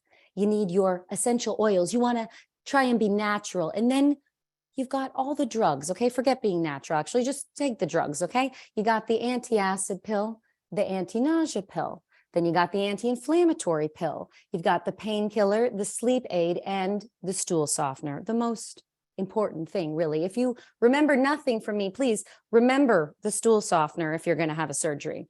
Then how about a little bit of CBD, maybe a little bit of THC? Okay, this is not medical advice. It's just personal preference. In my lay down routine, I had my devices always nearby. I had my phone right here, my laptop right over there, a remote control for the TV. I had my headset in. Then I had an eye mask on. I had a night guard because I grind my teeth. And then I was finally all set and I'm ready to relax. Okay, I'm ready to relax. Wait, what is that sensation? It feels like hot, molten lava pulsing through every vein in my body. Yes, that is a hot flash. In the ovarian cancer lay down routine, you are going to need a fan. Okay, you're going to be fanning yourself every hour, twice an hour, 24 hours a day. Okay. After that, you're going to need a heating pad because hot flashes are often followed by extreme chills. It's just one of these things that happen. I'm sure some of you can relate. But no matter how good your lay down routine is, and mine was very complex, no matter what, within 20 minutes of laying down, your ass is going to go completely numb. Okay. It's just, there's no way around that one. We do a lot of cancer research. There's no research though into how to prevent your butt from going completely numb when all you can do is lay around all day and try to recover. Now, I am, of course, speaking from personal experience.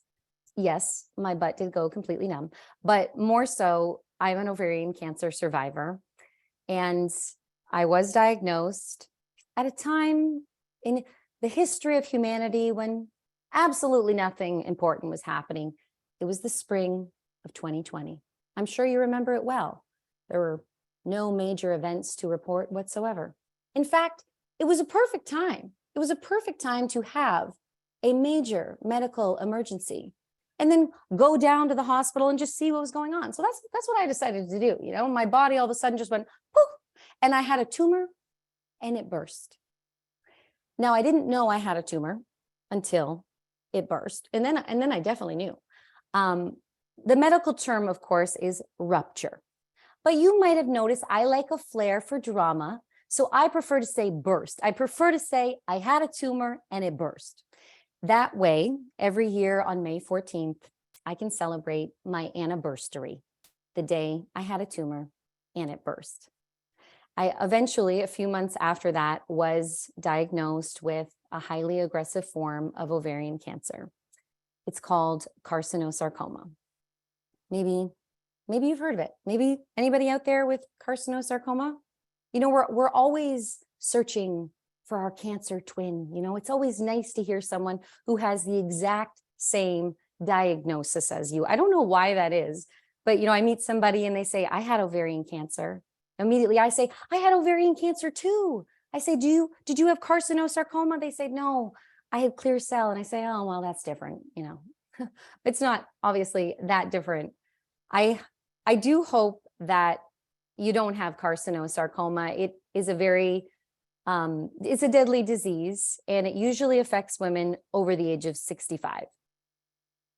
Now, I don't know if you noticed anything about me, but I'm not over the age of 65. No, I'm actually just 60 years old. I have an incredible skincare routine. I rub an entire avocado on my face every single day, you know? Again, this is not medical advice. It's just personal preference. But I ended up being diagnosed with stage 3 ovarian cancer on my 35th birthday. And some people say that ovarian or that cancer is a gift. And I get that, but a birthday gift? I mean, that's just cruel. It was literally the icing on a cake that I couldn't even eat because at the time I couldn't keep anything down. So it was a very difficult time. I faced a lot of challenges. 2020, at the beginning of the year, my mother died. And then the pandemic, of course. And then I had a tumor and it burst. And then I had stage 3 ovarian cancer. I started chemotherapy. I had a total hysterectomy, went into early menopause, lost my fertility. I ended up bald. And then my boyfriend at the time, he broke up with me because, well, I guess he didn't really want to be a part of the circus I had going on, you know? I guess that's what that was about. But one of the ways that I really did help myself, because you can imagine, and some of you have had a hard time like this, you can imagine how difficult it is. So what I ended up doing is I talked to myself. Now just nod if you also talk to yourself. Yeah, just nod really big if maybe you talk to yourself a little too much. Maybe you're starting to think, okay, maybe I'm talking to myself a little bit too much here. Okay, you're just like me then. And I know some of you are nodding out there. I mean, I can't see you right now. In fact, I can't see anybody right now. So as far as I know, I'm still just here alone talking to myself. But like I said, it works for me. So I wouldn't just say things like, you got this, Marla, keep going, it's going to be okay, because those things, they fall kind of flat. I talk to myself. I would tell myself elaborate scenarios that would be going on that were completely different from what I was dealing with. It was really a way of coping. So for example, the night before I had to start the chemotherapy, I really didn't want to do chemotherapy. I considered myself to be a natural person. I didn't like the idea of chemotherapy. So the night before I went, I told myself, listen, you're not going to chemotherapy. You're not going. No, you are going to a new school. Yes.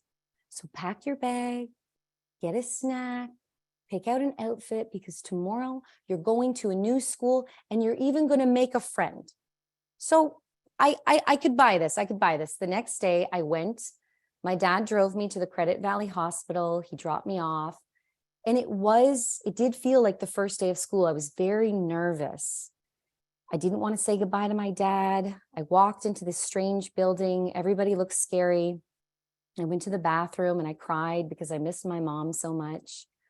Then I wandered down the hall, found my chair, and the nurse put an IV in my arm, pumped me full of Benadryl, and I passed out. So it was a little different than school, but it did work for me. I woke up 5 hours later. It was a 7-hour treatment. And I thought, okay, this is actually going pretty well. And I thought, but I haven't made a friend yet. As soon as I thought that, someone across the room stood up, and it was an older man, and he wheeled his chemo pole with him, came over to me and said, is this your first treatment? And I said, yes. It was very obvious because I had long hair at the time. And he said, listen, you are going to bounce back. You are going to lose all your hair, but it's going to grow back. You're going to be exhausted, but one day you're going to get your energy back. And then he told me that he had been fighting cancer for 12 years. And he said, don't let anybody tell you that chemotherapy is bad for you, because these drugs can save your life. And that really meant a lot to me. He was the perfect friend on my first day of chemo school. And I'm really glad that that was who I met in the chemo suite, or in my imagination at my new school. I'm really glad it wasn't a newly menopausal woman going through chemotherapy, because she would have really broken it down for me. She would have told me the real deal. I'm pretty sure she would have said something like this. Listen, you are going to lose all of your hair, okay? Your eyebrows, gone. Your eyelashes, gone. All of your hair, honey, okay? But don't worry. One day it's going to grow back. Oh, it'll grow back real thick on both sides of your face. That's right, honey. You're going to grow a little beard. It'll be a blonde beard. Maybe nobody will be able to see it, but every time you look in the mirror, it's going to be all you can see is your blonde little beard. Oh, and guess what, honey? You're going to sweat in places you didn't even know you could sweat. See this spot right here? You're going to sweat right there. Yeah. Oh, in the back of your legs, where your knee is, Niagara Falls, honey, okay? Oh, and here, yeah, you're going to think you're crying, but it's not tears because your life's so miserable now. No, it's just sweat running down the side of your face all the time, honey. Don't worry about it, okay? Oh, and don't let anybody tell you that menopausal women doing chemotherapy aren't sexy, honey, okay? Because we are officially the hottest bitches on this planet. And then she would just burst into a ball of flames. And I would just be sitting there in the chemo suite and I'd be shivering cold because hot flashes are often followed by extreme chills. So fortunately, I did not meet that woman. Instead, I became that woman, and I am proud of it. I am proud to be an ovarian cancer survivor. And my wish for you is that first, that you have really nice pillows, okay? Go all out with this. Second, that you embrace talking to yourself because you really are your greatest resource. And third, that no matter what you're facing, and I know that you are facing some really difficult things, but my wish is that you can find little opportunities to have a little bit of fun. Thank you so much for indulging me in my imagination. It means a lot to me. If you want to connect, if you want to find out more about how I like to have fun processing my cancer experience, then please visit me at herimagination.org. Thank you very much to everyone who hosted this event. Thank you so much, Marla, for enlightening us and sharing some of your humor with us. I also wanted to just shout out your Instagram as well. It's at her_imagination_works. And like she said as well, www.herimagination.org. So the next session is one that we do get a lot of questions about, and we had some questions come up earlier, so I hope some of you have stuck around. Genetics, prevention, and you. So in our session tonight, we are going to highlight the impact of learning about your genetic makeup, both on the care of those that are diagnosed with ovarian cancer, but also the impact that it has on family members. Genetic testing, we know, can provide additional treatment options for those living with ovarian cancer.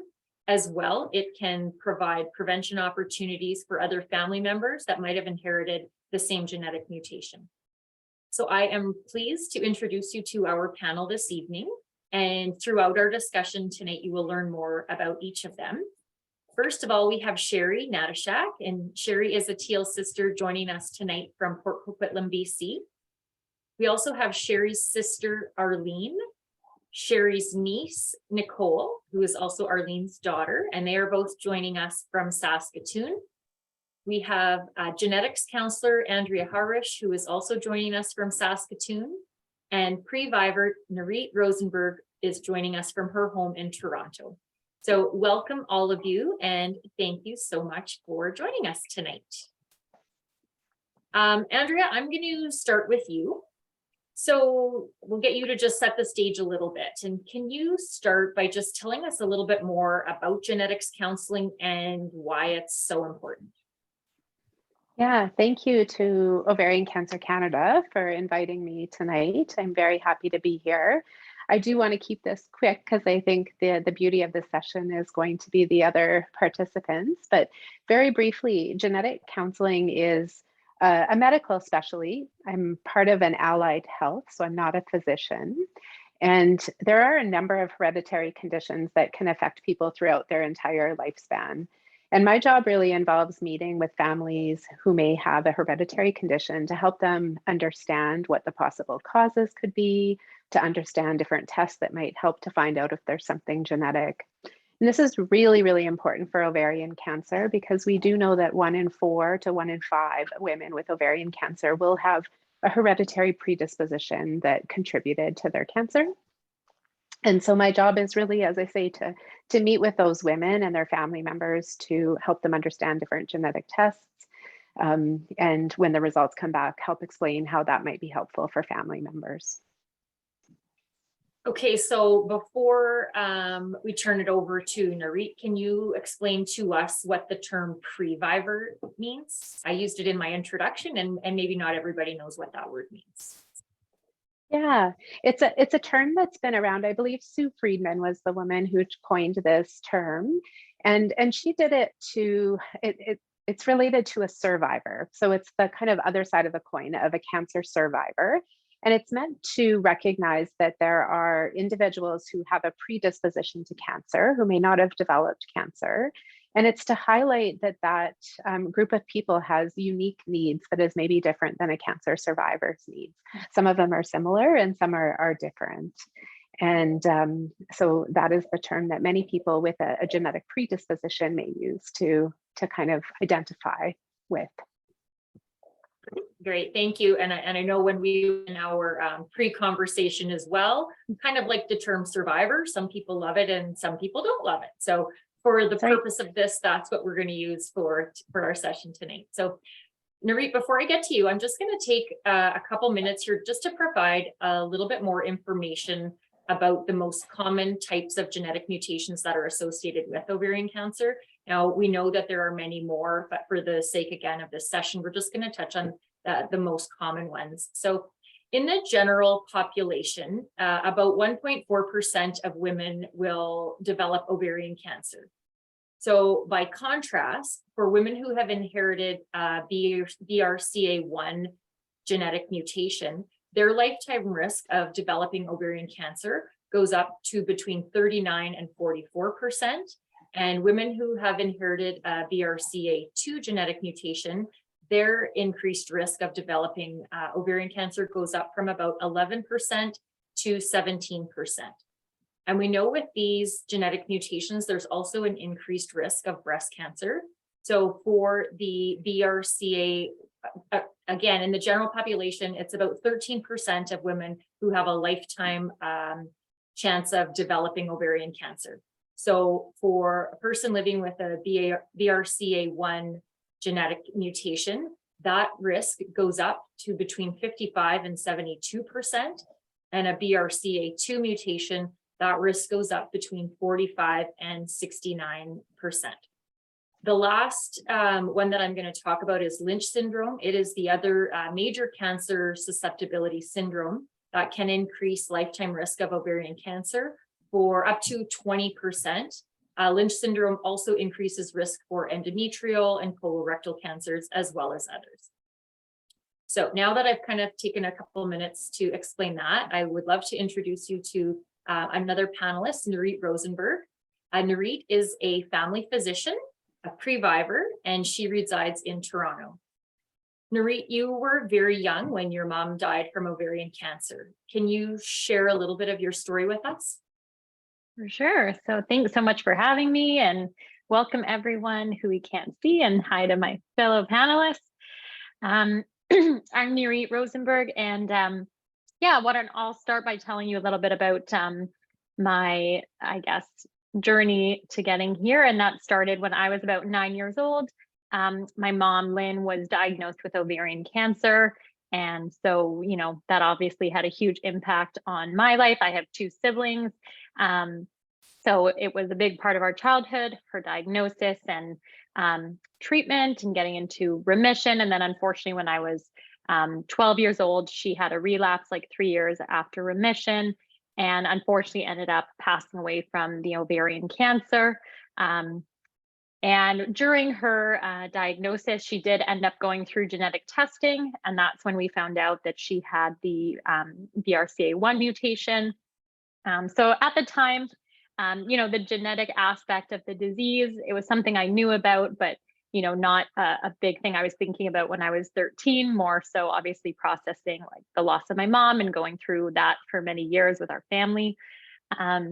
But I was just talking to my family today, and they were saying she used to do, like, she did some breakfast talks when she had recovered the first time, and really believed in, connecting with the ovarian cancer community and advocating and spreading awareness. So thinking of her today being here.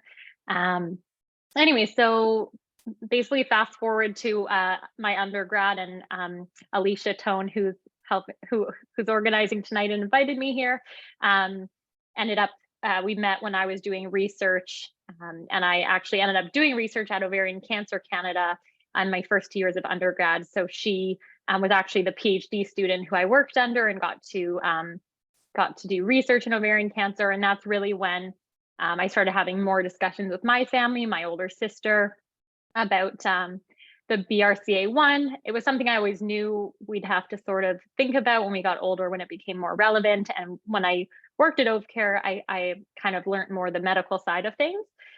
And so that's really when I started thinking about timing and when would I want to do the genetic testing. So it took many years. My sister was the first one to get tested. I think about 4 years ago now. She ended up being positive for the BRCA1 mutation, and she started her screening process and stuff like that. And then I always eventually decided around age 25 was when I was going to get tested. So I ended up, unfortunately, also testing for the BRCA1 mutation, which is why I'm here. And yeah, I think later on in this panel, we're going to talk a bit about, different decisions we've made down the road. And I'm happy to answer any questions people have. And I'll share a bit more about after finding out I was BRCA positive, what I've decided to do and future things I have to think about. Thanks, Narit. And you'll see in the chat that Alicia has said you were the best student ever. So thank you and thanks for joining us.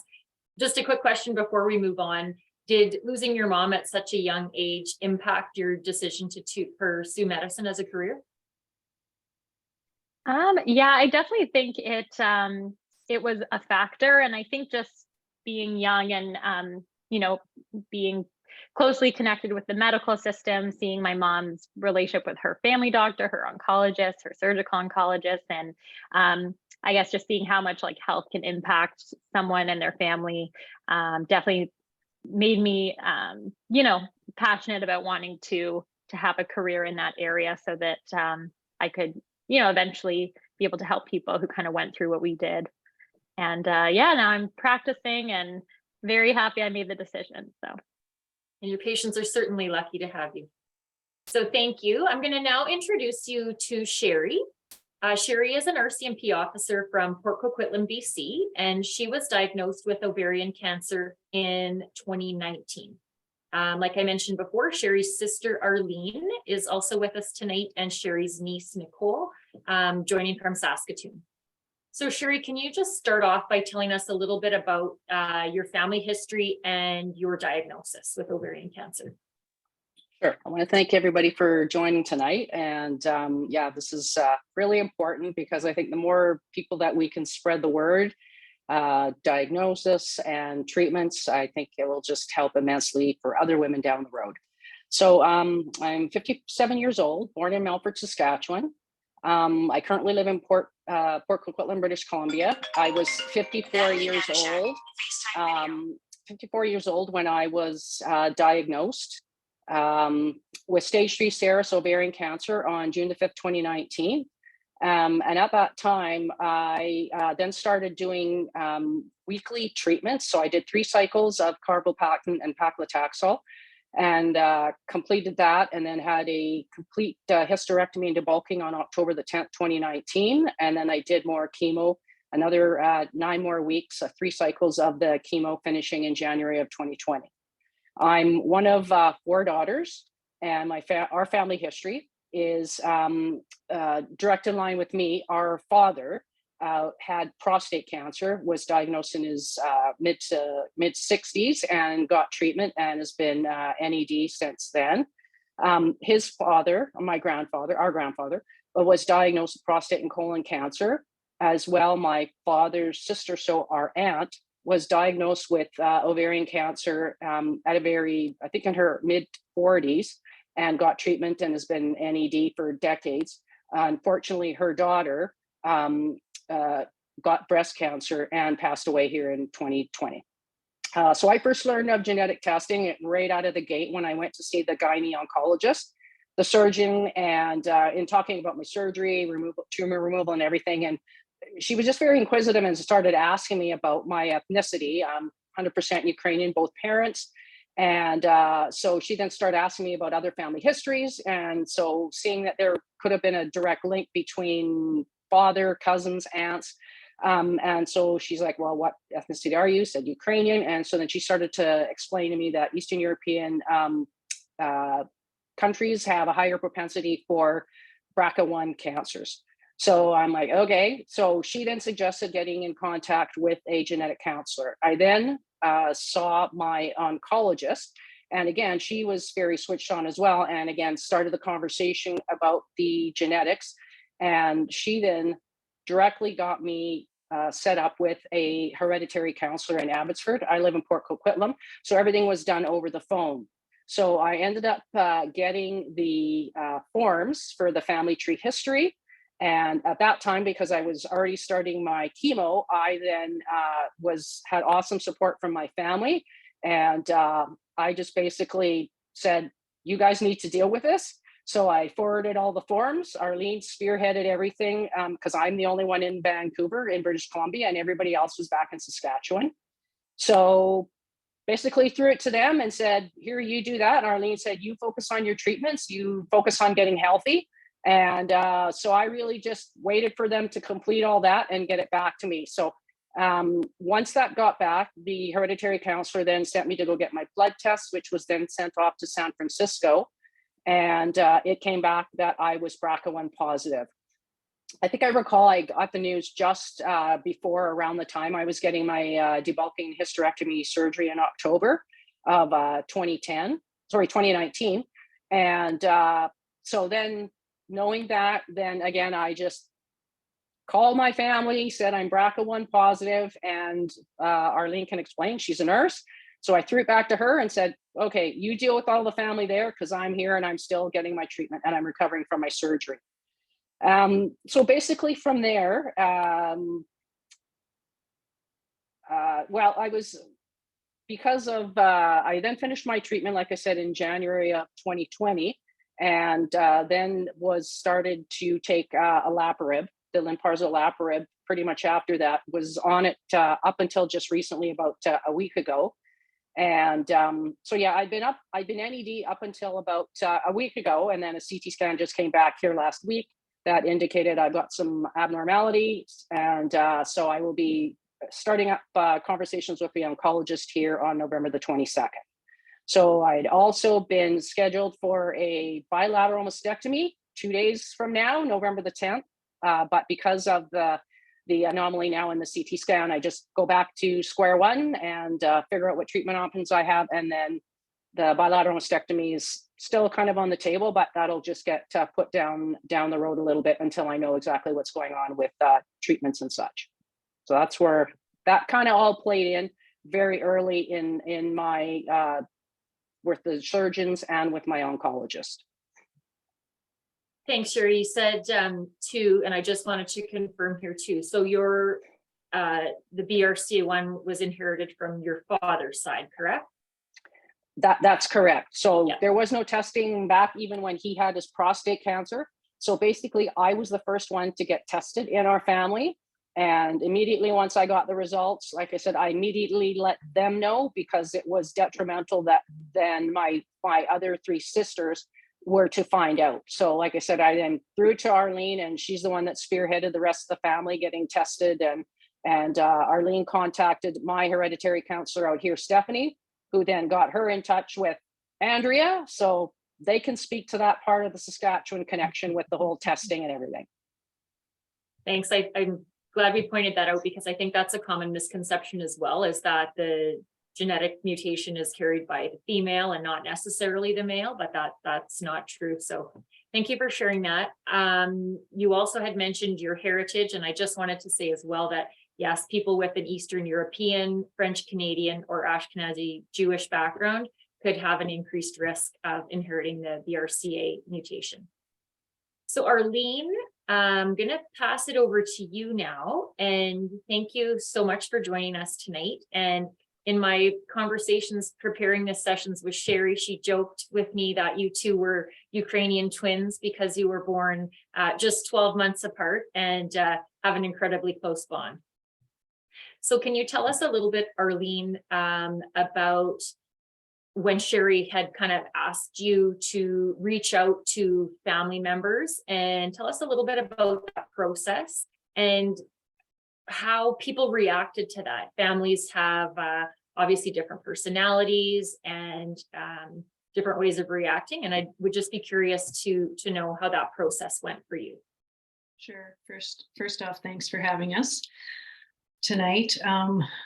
So when Sherry first told us I wasn't surprised. We figured there was some sort of genetic link there. There had to be with the high incidence of cancer in the family, with our aunt having ovarian cancer. So I wasn't surprised. So I did speak to the genetic counselor in BC, and then from there, kind of worked our way into getting testing here in Saskatchewan. Did have to go to my family physician for a referral at the time, and was referred to the genetic counselors in Saskatoon. And we were lucky enough to have Andrea, who was our genetic counselor. So she helped us through the entire process. It was a matter of us all sitting down with her explaining what it meant, if the results were to come back positive, and if we wanted to be tested. And everyone in the family was tested, including my mom, just to see for sure, to rule her out. And it came back that our dad was positive. And so I also came back positive, as did 2 out of my 3 children. And one of them here tonight, Nicole, and then my son, Michael, as well. So hearing the news, I wasn't surprised, just because, like you said, Sherry and I are Ukrainian twins. So I wasn't surprised that I was positive for it. And Andrea was very good about explaining what that meant for me and my family. And what it meant was looking at prevention. I think prevention was the biggest thing. And for me, knowledge is power. And if I'm able to use that, so being a nurse, I'm all about getting things done, and from the medical perspective. So I myself have had some risk reduction surgery and that, and will continue and finish up here in November. But what it meant for the family, for me, a lot of guilt on my part, knowing that I passed it on to my family, my children. That was a big thing that I still struggle with.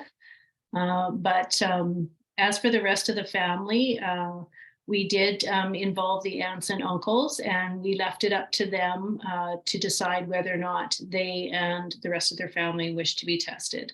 I know some had and some have not, but that was, their decision to make. So thanks, Arlene. Now you have already started the process also of a preventative double mastectomy you had, like you said, prior to removal of the fallopian tubes and ovaries, and now have just started this process. Can you tell us a little bit about what factors, I guess, played into that decision? It's obviously not an easy decision to make. Well, just the fact what Sherry was going through herself, having to see what she had to go through, and the fact that we lost a cousin to breast cancer at the young age, early 40s, that was huge. And the fact that my chances were high, like really high of what time in my life when I could get cancer. So, and if I could prevent it, by all means, I was going to prevent it.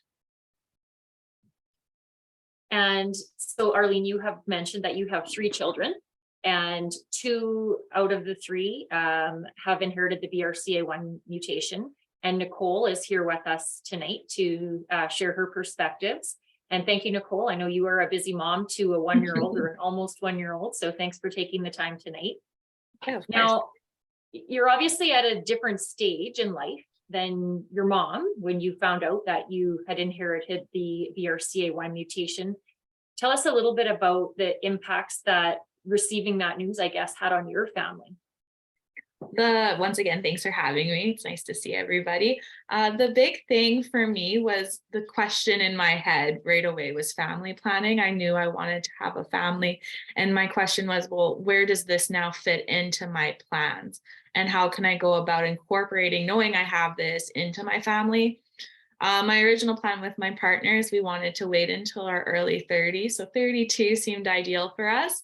But with the news of the BRCA1, we decided that it was best just to go ahead and start our family a little sooner, because for me, I didn't want to miss out on the opportunity to have any children. So ideally, so that's what happened. We ended up having our son last year. And I wanted to have my children too before I went through the preventative surgeries, because I am planning as well to have everything taken eventually. So Yeah. I wanted to make sure I had the family done. So when I was faced later on, I could just cut it all out. Big, huge decisions and big impacts on your life there. So what kind of, now that you know you're BRCA1 positive and that you do plan to have preventative surgeries in the future, what kind of follow-up or monitoring do you have now? Currently, because I am breastfeeding, I haven't had any screenings for my breasts, but eventually I will be doing every 6 months. I'll go for an MRI and then I will go for a mammogram just to ensure that there's nothing growing. And then currently too, it depends on what doctor I talk to, whether or not I should be getting screening done for my ovaries. So or my area there. So right now, for my own sanity, I like to go every 6 months. So I go to my family doctor and I ask her to book me an appointment. And she's been very good about booking me that appointment. But I have talked to other doctors who said that there's really no point in doing anything right now for me. But like I said, for my own sanity, I like to make sure I know what's going on with my body. And Nicole, when we were planning for this session as well, you had mentioned that at the beginning of when you found out that you carried the mutation, that you had a hard time for people to take you seriously, and you had tried to book some appointments. And tell us a little bit about that and the need for self-advocacy. It was my first time I was going for my mammogram. So I recently found out I had the BRCA1, and I was nervous going in. I didn't know at the time that there was normally an age that you started these screenings. So when I called to book my appointment, the lady on the phone didn't want to give me my mammogram. She was fine with the ovaries, but she kept saying like, well, we don't typically do it for someone this young. It's not done this way. And I kept reassuring her, I have my doctor's requisition, it's set in stone. So we went back and forth. And when I hung up, I felt like I had the appointment set up. But upon arriving to the office, they told me I wasn't actually booked for the mammogram. So I called my mom and she said, no, make sure that you tell them that you need to be getting this done. You're BRCA1, you're high risk. So I went back and I did talk to the ultrasound lady who was giving it. And she said, I'll go talk to the radiologist. And once the radiologist found out, then they put me in for the mammogram. So it took about 2 additional people to finally be seen for that.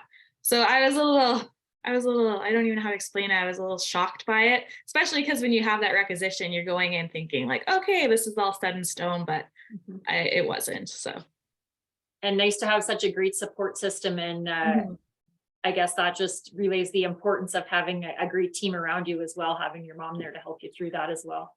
Yeah, it's been as bad as it is. My Aunt Sherry, kind of my idol right now too. It's just phenomenal that I have this in my life, because I have 2 other people that I can see go through these stages. And it's even my mom right now, she's going in 2 weeks and I'm so proud of her that she's going. And it's nice because then when she goes through it, I'll be like, oh, hey, you can help me coach me. So it's nice having supports. But like you said, knowledge is power, right? Shared knowledge is power as well. So Narit, I'm going to turn it back over to you now. You are close in age to Nicole. So again, at different stages. Can you tell us a little bit, and you've made some decisions on risk reducing surgeries as well. So can you tell us about some of those decisions and some of the factors that went into making those decisions?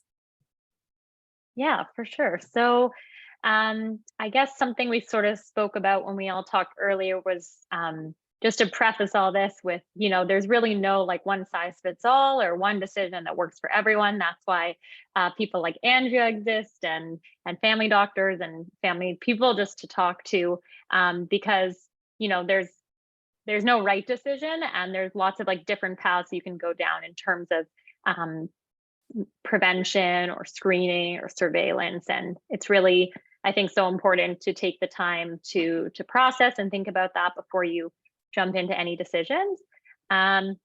So yeah, for me, that journey sort of started when I was young, and even as a teenager, always thinking about, okay, this is eventually something I'll have to think about, even the choice of getting genetic testing, whether you want to know or not. So it was something I knew I wanted to do, especially just, I think, as some people here have mentioned, like either having family members go through cancer diagnosis, I think really shows you the impact it can have. And, for me, thinking about if my mother had had the chance of knowing she was BRCA positive, I think, she had finished having her children at 36, and she was diagnosed with ovarian cancer at 45 and didn't do any childbearing after that. So I think of things like that, and hopefully for us and Nicole, and, we'll be able to make decisions and prevent what has happened to my mom, and diagnosis like Sherry and other people who spoke tonight, because we know ovarian cancer is just such a horrible disease. So my sister got tested first, and then I got tested around age 25 when I knew there were like options that I could start screening.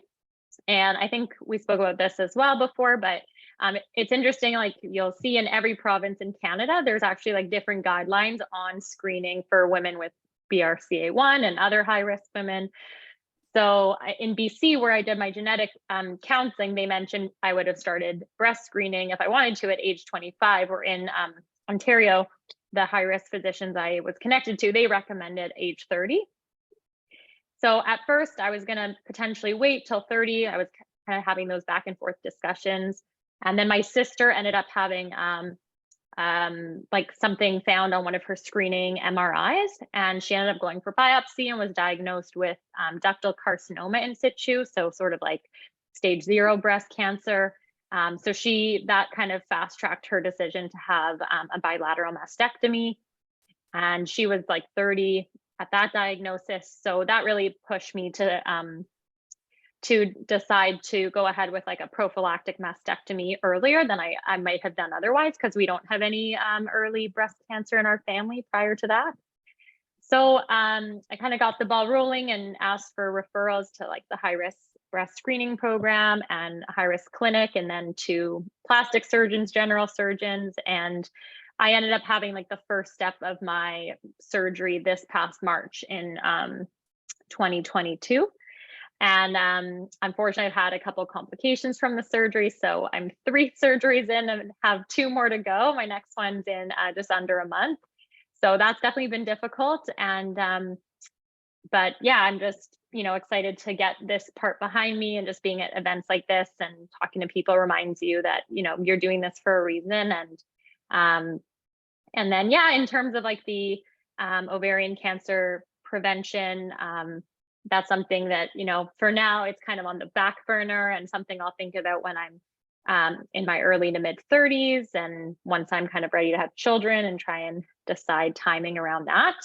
My sister just had her first baby about a month ago, so that's really exciting. And I think we were counseled around 5 to 10 years before our mom's diagnosis would be when like the risk reducing removal of the ovaries and fallopian tubes would be recommended. So definitely like impacts thoughts around having children and stuff like that. And then other things to think about also, now there's options to do like embryo selection. We have a cousin who is a male who has the BRCA, and him and his partner are in Europe, and they actually like the country will cover it. So they ended up selecting embryos without the BRCA1 mutation.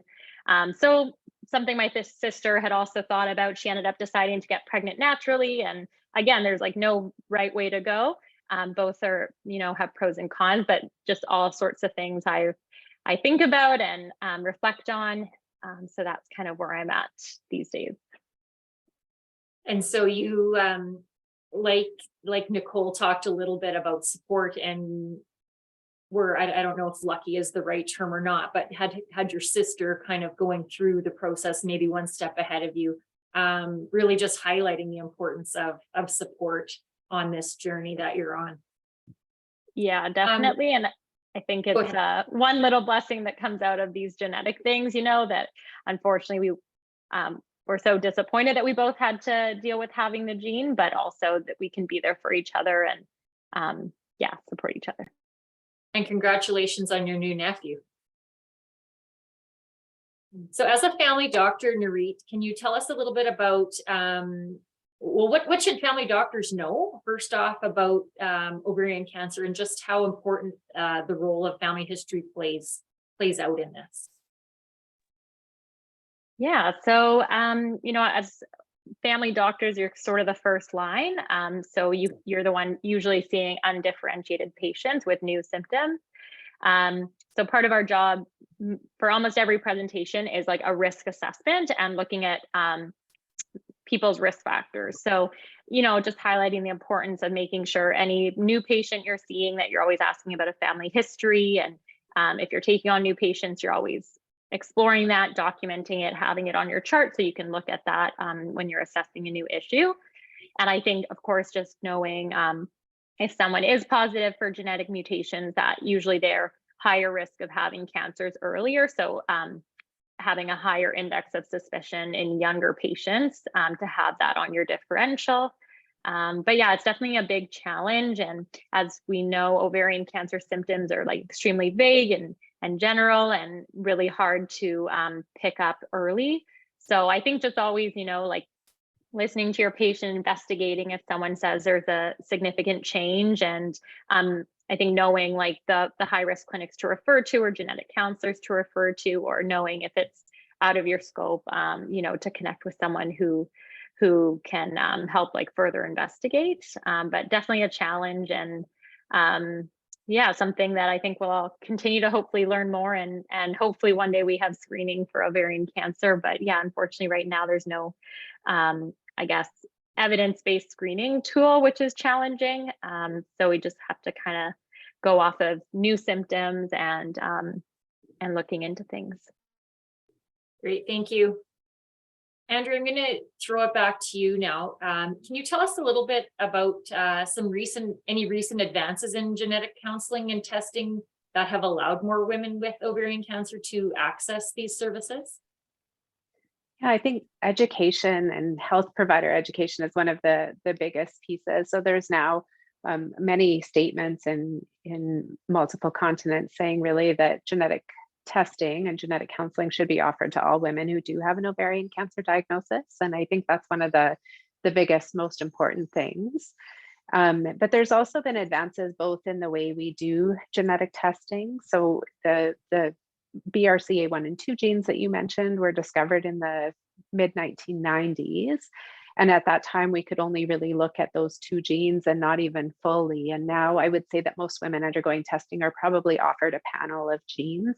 And I haven't been able to see all the questions, but there are other types of gene mutations that have been popping up. And usually women will be offered kind of a full panel so that if we're missing a BRCA1 or 2, or there's not a BRCA1 or 2, there may be something else in that family. And again, one of the other new kind of advances is that most genetic testing to look for inherited causes is done on a blood sample. That's usually the typical sample, but there's also new advances to do tumor-based testing. And that has additional advantages in finding BRCA mutations that are not always inherited or being passed down in a family. But some women with ovarian cancer just have one that's happened by chance in their tumor. And that comes back to the treatment. You've been hearing this drug, this olaparib or PARP inhibitors or Lynparza. And we do know that that having a gene mutation may make you kind of a candidate or respond better to certain targeted or personalized therapies. So that's another kind of major advance that we've seen. I don't know if you want to touch on, we've talked about it a little bit before too, about how things differ so much from province to province and region to region, and even as we've heard from cancer center to cancer center. Yeah, and I think we're all striving to do better with that too. I really did relate when we were prepping for this session about just kind of the struggle to get information and maybe to find out what is right for you. So you know, timelines even about when to access genetic testing and all of that is different. And I think even as much as we strive to have some consistency, I'm sorry if you guys can hear a pup in the background there, as much as we strive for consistency, I think it's going to be important to be able to deliver a personalized approach. So I know within the field of genetic counselors and in Canada, we definitely all talk within our provincial groups, and we try to work together. But we recognize that healthcare in Canada is mandated provincially, or the decisions are mandated provincially, and so there's always going to be a bit of a variation. And I think, you know, going forward, it's good to know, yes, what your relative did, and just to go in knowing that it might be slightly different, but all of it is geared to giving the best care in the end. Great, thanks. That's a tough one, sorry. Throw that one No, out it there. is, it is tough. I don't think there's a perfect one size fits all.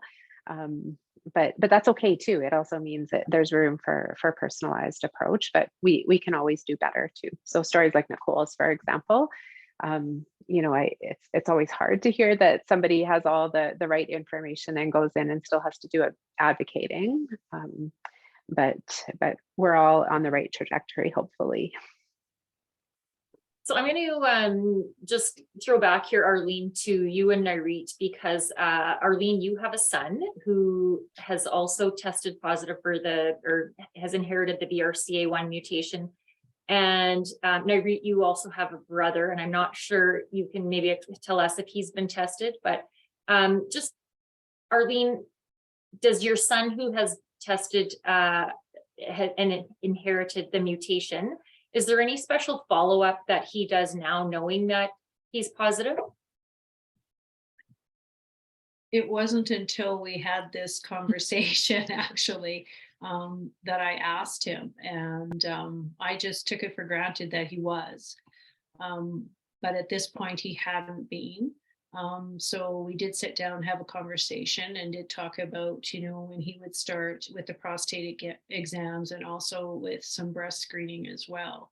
Although breast screening isn't as prevalent in men, I did impress upon him the importance of it, just for self-breast exams and things like that. So I did ask him if his doctor was aware he was BRCA1, and he hadn't even informed his doctor that he was BRCA1. So impressed upon him the fact that, yeah, he should go ahead and speak to his physician and let him know, so that they could start with any preventative type testing and things like that.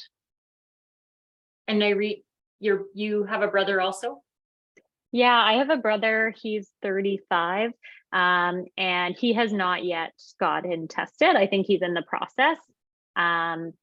And yeah, I think one of the things a lot of us looked into before getting tested was like looking into life insurance and different types of health insurance just before we knew about our genetic predisposition. So I think he's in that process right now.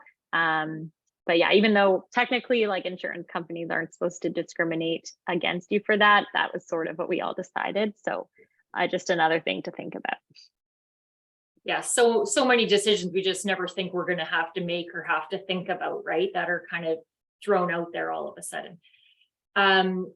So I just wanted to, Nairit and Nicole, you guys, when we were chatting before, also had some great tips and advice for people who are just learning or just finding out that they've inherited this mutation. Can you share some of those tips with us? Collecting just about making decisions and things like that.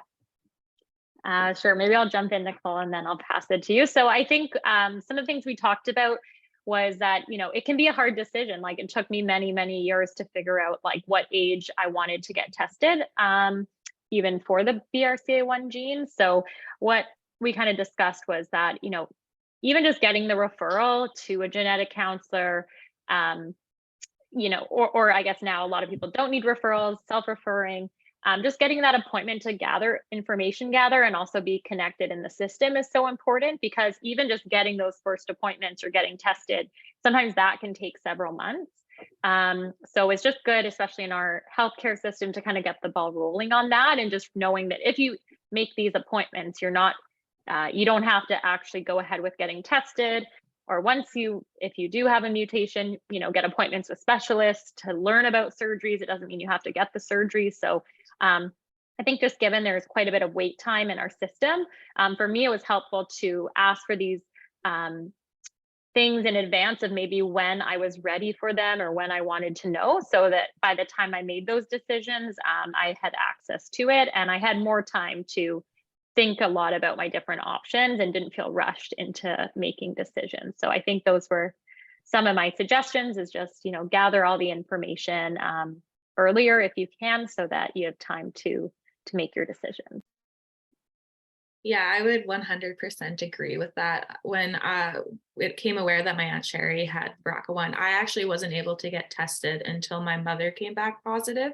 And so I had about almost a year to wait for my mom to find out. So I had a lot of time to process and think about what I was going to do. There's no doubt in my mind I was going to get testing.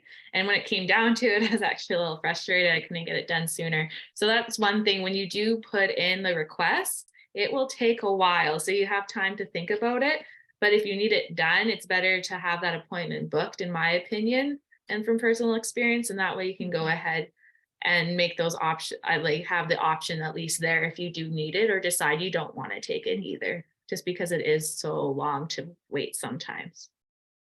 Right. Better to be on the list and take that time before making that. Mm-hmm.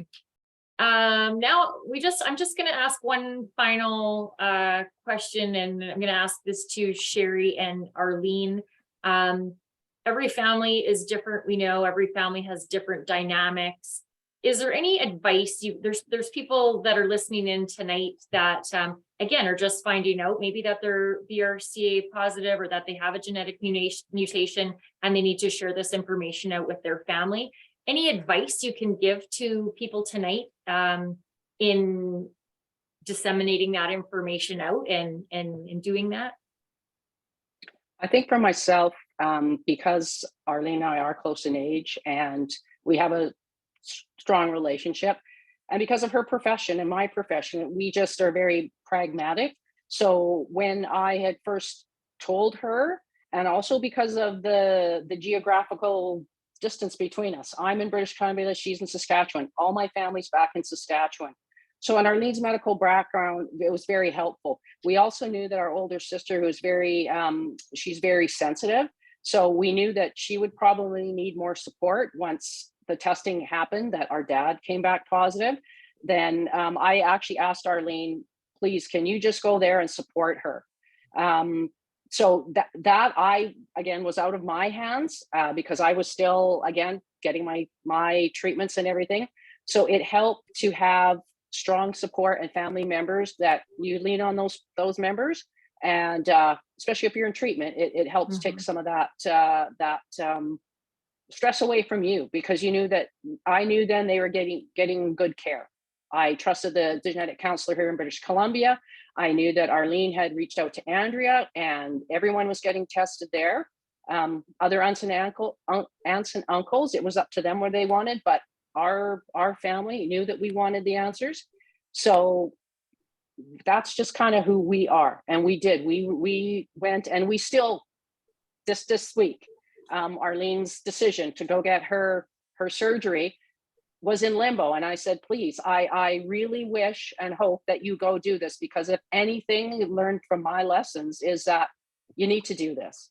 And eventually, hopefully, I will get that opportunity once I get all my medical stuff in order. But it's important to, again, yes, to rely on other people's strengths. And again, if you've got the opportunity to go and get these preventative surgeries, please do. Arlene, anything to add? Yeah, we basically, I reached out to my mother. She was the phone tree.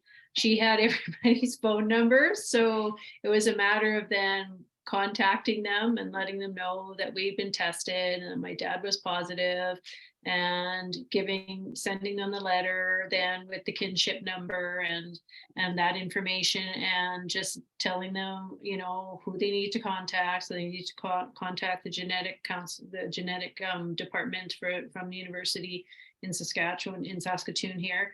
So it was a matter of getting that information out to them just through phone calls and that. So yeah, and then we kind of left it in their hands. We did have one uncle who was tested and he was negative. So then the remainder of his family didn't have to be tested. And one uncle in Vancouver chose not to, and so none of his family were tested. Another one in Saskatchewan here had said he was going to get tested, but I don't think to this day that they still have. So, but I just know we as a family had decided that we wanted to have the answers, and we wanted to know what we could do if we did have it. I love Sherry saying, know what your personalities are and play to those strengths. And I know she called you the superstar in the family for reaching out to everyone. So thank you for that. And I want to thank you all on the panel for sharing with us tonight your experiences. We've got some questions now. So if you're all okay, I'm going to ask a few questions and we'll go from there. So Andrea, I'm thinking this first one will be for you. Has RAD51C been recognized as a gene pathogen?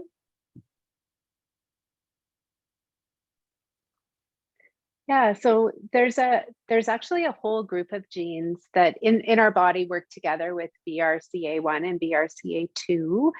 You may hear the term HR or homologous repair genes. These are genes that are really important for repairing damage to the genetic material.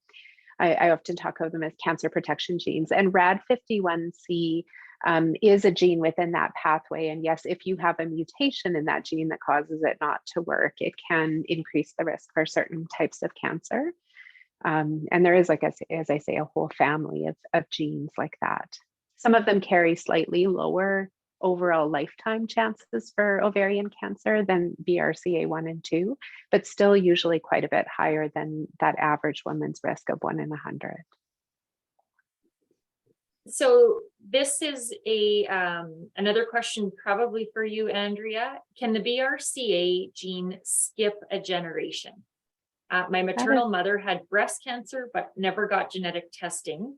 My father also had prostate cancer. This person has been tested and is negative, but would it be recommended that my brother and my mother get tested? Yeah, that's a great question. So the gene never skips a generation. It either gets passed on or not. We all have 2 copies of the gene. I sometimes very lightly talk of them like a pair of socks, for example. So we get 1 copy from our mom and 1 copy from our dad. And most people have 2 working copies of the gene, but when there's a mutation found, it's almost like you have a hole in 1 copy of the sock. So when somebody has a mutation, they have a 50-50 chance to pass on either their good copy of the gene or not. And so that gene can't ever skip over top of someone. So if grandma has it and they don't pass it on, to mom, then mom doesn't have it to give. You can't give something that you don't have. But sometimes in a family, it can look like the cancer skipping a generation because not everybody with the gene mutation will get cancer. So sometimes when we're drawing a family tree and we're looking at it, you'll see cases where there's cancer in one generation, none in the next, and then in the following one there is. And when we do the testing, we can often see that that gene has been passed down, just not everybody got cancer. So what I would always say is, I'm sorry, I lost track of your exact family, but if you've been seen by a genetic counselor, I would certainly suggest touching base with them to see if other people would be recommended to have testing. But in a family, if one sibling, has the mutation, then their siblings have a 50-50 chance as well. It's not a guarantee that they will have it. And the other important reason to reach out is if, it's been a long time since your family's had testing, maybe they were tested in the past and they didn't find anything. As I say, the techniques have got a lot better. Or if there's a change to your family history. So cancers, certain ones like breast cancer can be pretty common, but if there's something new that wasn't in your family before, it's always worth reaching out again and having your genetic counselor look over the file. So kind of a follow-up question to that is, what then would the requirements be to see a genetic counselor, and can you self-refer? Yeah, that's different in every province. It's a bit of a theme here.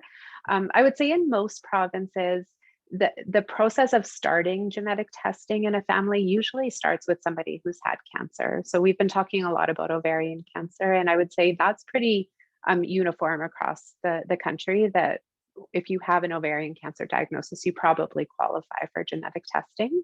But once it's been determined that there's a gene mutation in your family, then that also is an option for people, whether they've had cancer or not, to get testing. So that's going to look a little different in each province. Many provinces have gone towards accepting self-referrals as long as you have a letter or something from your family member's genetic clinic to say that there's a mutation found. But some clinics may still require you to get a referral from your healthcare provider, and that's usually your family doctor or a nurse practitioner or another specialist. Thank you. I know it's hard when the guidelines are different from, like I said, province to province, region to region. So thank you for that. Mm-hmm. This is a question for Nicole and Nairit.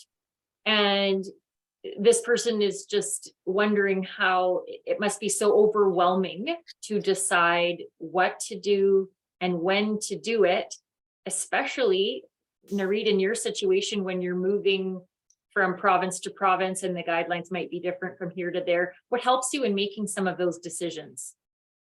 I can start. So I think for me, it's for preventative surgery, it's easy because I see my Aunt Sherry. I know about my mom's cousin, and I see what my mom's doing.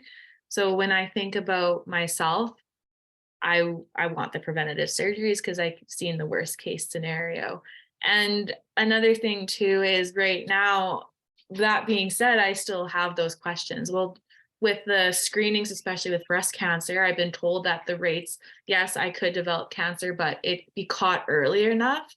But then whenever I tell myself, like, yes, it could be caught early enough, but then that still means surgery and chemo and treatment. So why would I want to do another step? So it's just a question of whether and when that will fit into my life and when I'm going to get them. And I still don't have those answers. I have a few years at least to think about it. I try not to put pressure on myself either, because I think if you can get trapped in that thought of like, when should I do it? When should I do it? When should I do it? So I think it's just taking it day by day and making sure that you have the most information possible. And that's what I'm still going through. I'm still talking to, I actually have an appointment booked with my breast cancer doctor at the end of the month. And it's just to go over those questions about when a good time is even for me to get preventative surgery. So yeah, still every day, it's in the back of my head. Sometimes I forget I even have it. I just live my life and I'm going and I'm like, oh, right. Yes, I do have this thing I need to be thinking about. But yeah, it's always in the back of your head. Nairit, anything to add? Yeah, I mean, I think, this has sort of been like front of mind for me in the past 2 years as I've kind of made a lot of the decisions. And I think that when I was a bit further from the decisions, it was easy for me, like being someone in healthcare, to kind of be a bit more of the maybe proactive approach or surgical approach, where I thought, yeah, those are things I'm going to do, but it always was kind of far off. And then all of a sudden I turned 25 and now I'm 29. So it's definitely not, they're definitely like not easy decisions. And I think, just identifying, I think Alicia put it in the group chat and other people were, and Andrea was talking about it too, but like not everyone with a gene mutation will get cancer. And I think that's what makes like our decision so difficult, is it's all, like I was talking about with my job, like risk assessments. And a lot of it is like, how comfortable are you with uncertainty? Because none of us know like how old we're going to be. We, just saw this, the woman who spoke before us, and she's so young when she was diagnosed. And, then you think about, oh my God, timing. And so everyone's going to have different experiences, and none of us can control everything. So it's tough, and it's just weighing those things. What's your comfort? For me, it was starting breast screening and seeing how that went for me. How did it feel like waiting for the next test, or how did it feel getting something that they flagged and waiting for the follow-up scan? So you just have to see, like, I wanted to see, is it something that I'm going to be thinking about all the time? Will I be anxious about it? Or could I just go through every 6-month screening and sit with that? And if it wouldn't impact me much, maybe I'd do it for longer. So yeah, they're tough decisions, and going through it is definitely not easy. And I wish Arlene the best with, when it's coming up, like, it's a huge anxiety, especially when you don't have something you're treating. It's not as easy, not that that's easy at all, and comes with way more horrible things I think than we have to go through, but it's still like going through a major surgery when you're not, when you're preventing something that's not there yet. It's For the what definitely hard. ifs. Yeah, Yeah. the what ifs. It's hard psychologically. But it is, it is amazing. We have the knowledge now and the opportunities, but it's definitely they're definitely huge decisions, and they come with their own losses and grief. That maybe why we call it a pre-vivor, because it's not the same as surviving cancer or having to go through that, but it is going through your own like losses that if we didn't have this, we wouldn't have to deal with, Mm-hmm. And I'm seeing a lot of similarities with our first session that we had earlier today as well. And I think just the fact that we talked about a little bit earlier too, is that there really is no one size fits all answer, and what might be right for you might not be right for Nicole, or might not be right for someone else. And just finding as much information as you can that you're comfortable with your decision. So thank you both for answering that. I have time for one more question. And Andrea, this one's going to go back to you as well. And it's another question that we get a lot. If a patient or if a person doesn't meet the criteria for genetic testing, but wants to get tested, what would you advise, or what are your opinions on using services that we would pay for? Yeah, that's a great question. And actually, I don't know if Alicia Tone wants to weigh in too. There's been a lot of changes and growth. So one of the first things I would do is definitely reach out to the genetic clinic to make sure they got the right information, because sometimes that's part of the problem. We're all busy with healthcare providers, and sometimes the right information hasn't been provided with the referral. So I definitely would reach out if you think there's something missing or that all the information wasn't provided. Sometimes that does make the difference.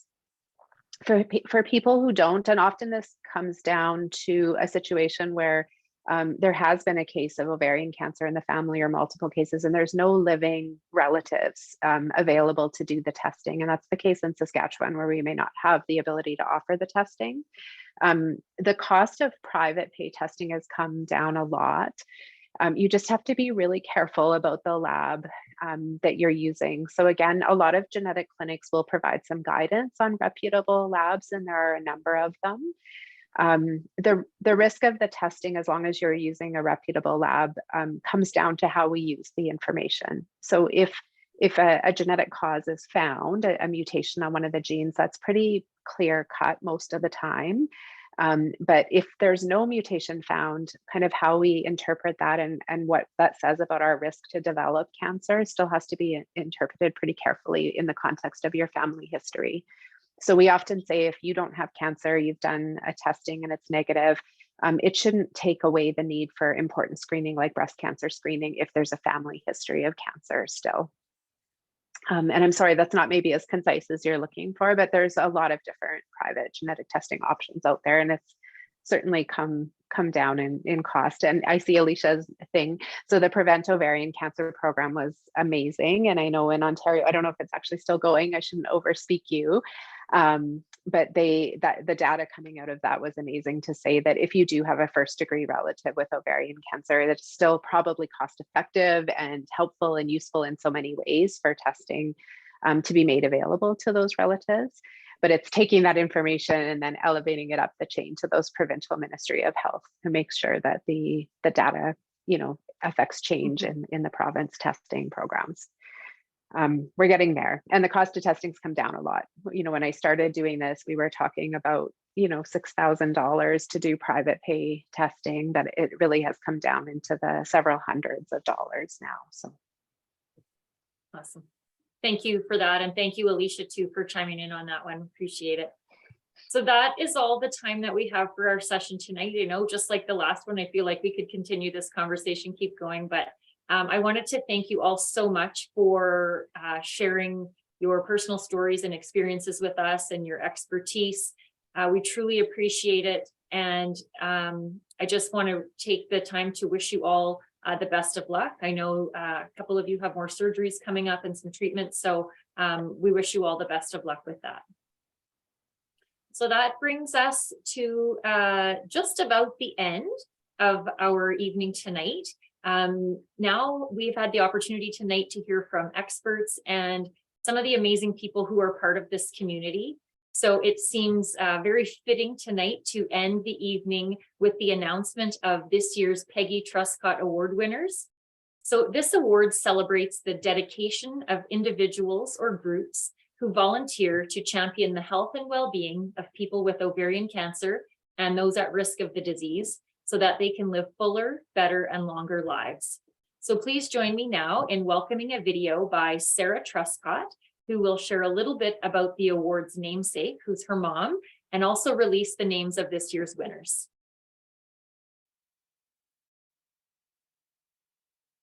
Good evening. My name is Sarah Truscott, and I'm here to announce the recipients of this year's Peggy Truscott Award of Hope. This award celebrates the dedication of individuals or groups who volunteer to champion the health and well-being of people with ovarian cancer and those at risk of the disease so they can live fuller, better, longer lives. But first, I want to tell you about the woman who inspired the award, my mom. In 1999, my mom, Peggy, was diagnosed with ovarian cancer. 3 years later, she organized the first ever ovarian cancer Walk of Hope in Toronto. Her wish was that women living with ovarian cancer would be able to gather and meet others who could relate to their experiences. How I wish you could see the walk today. It has grown into the largest event of its kind in the country and is held annually in many cities and towns across Canada. Today, volunteers like my mom rally communities far and wide, shine a light on this important women's health issue, and amplify the voices of those affected. The Peggy Truscott Award was created to honor these outstanding volunteers. And now I'm happy to announce this year's recipients. Stephanie and Christina Valentinuzzi of Vancouver were inspired to give back to Ovarian Cancer Canada, honoring the memory of their mom. They have been walk team captains since 2012, often speak at programs for women living with ovarian cancer, and host and volunteer at fundraising events for Ovarian Cancer Canada throughout the year. And that's not all. When out-of-town supporters or fundraisers come through town, the sisters have gone so far as to host them at their homes.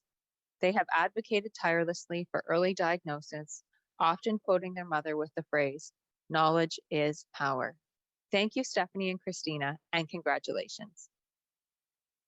I want to next introduce you to Dr. Marianne Stanford of Halifax, an ovarian cancer research scientist who goes above and beyond as an advocate too.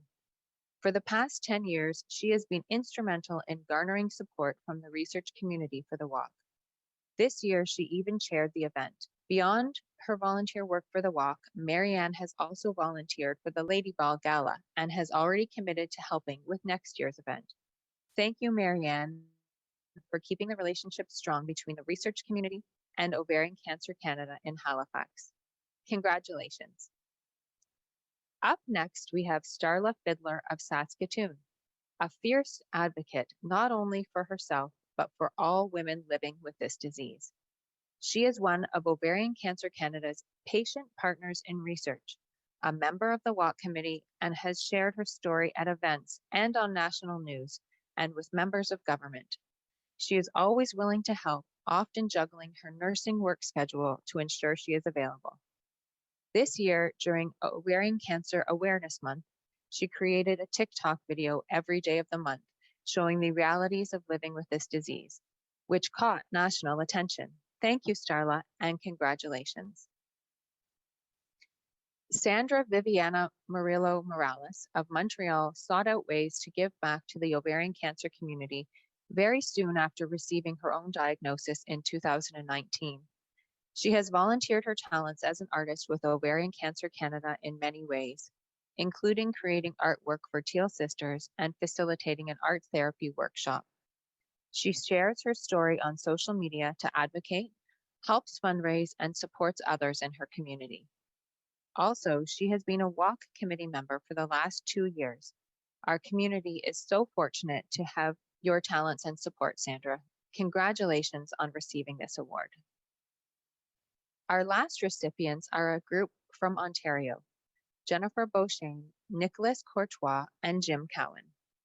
They are the powerhouse behind Beau's 5K run and walk for ovarian cancer in Van Cleek Hill, Ontario. This event raises vital funds for Ovarian Cancer Canada and was started by Ashley Cowan Courtois, a young woman diagnosed with ovarian cancer. The trio now continues the event each year in memory of their friend, wife, and daughter. Even during the pandemic, with some creative thinking and careful execution, the virtual run went on and was a huge success. Congratulations to all three of you. I encourage you to follow Ovarian Cancer Canada's social media channels in the coming weeks to learn more about each recipient. Once again, on behalf of my sisters, Rebecca and Martha, and my father, Bruce, I'd like to wish congratulations to all of you. You are an inspiration to the entire ovarian cancer community, and I'm proud to see my mom's legacy continue on through you. Enjoy the rest of your evening. Good night. Thank you, Sarah, for sharing that. It was so nice to hear a little bit about your mom's legacy as well. And I want to congratulate again all of this year's Peggy Truscott Award winners. Thank you so much for everything that you do for this community. So that brings us to a close for the first night of the National Fall Symposium. I would like to again thank our sponsor, GSK, for helping to make this event a reality. I would also like to extend my sincere thanks to all of our speakers who shared their expertise, their personal experiences with us, and just a huge thank you to all of you who tuned in tonight. A reminder that all of our sessions tonight were recorded and they will be posted on our website on Thursday, November the 10th. And tomorrow night's sessions, we have some great sessions lined up again tomorrow. The agenda has posted in the chat. Some of those clinical questions that we didn't get to tonight, we're going to add those to our first session tomorrow. So we're starting again tomorrow evening at 6 p.m. Eastern time. And now I am going to leave you with a video which highlights our 2022 Walk of Hope, which took place in many communities throughout the country on September 11th. And if you look really closely, you may see yourself. I know I saw a lot of faces that I recognized when I watched the video. So take care and have a good night.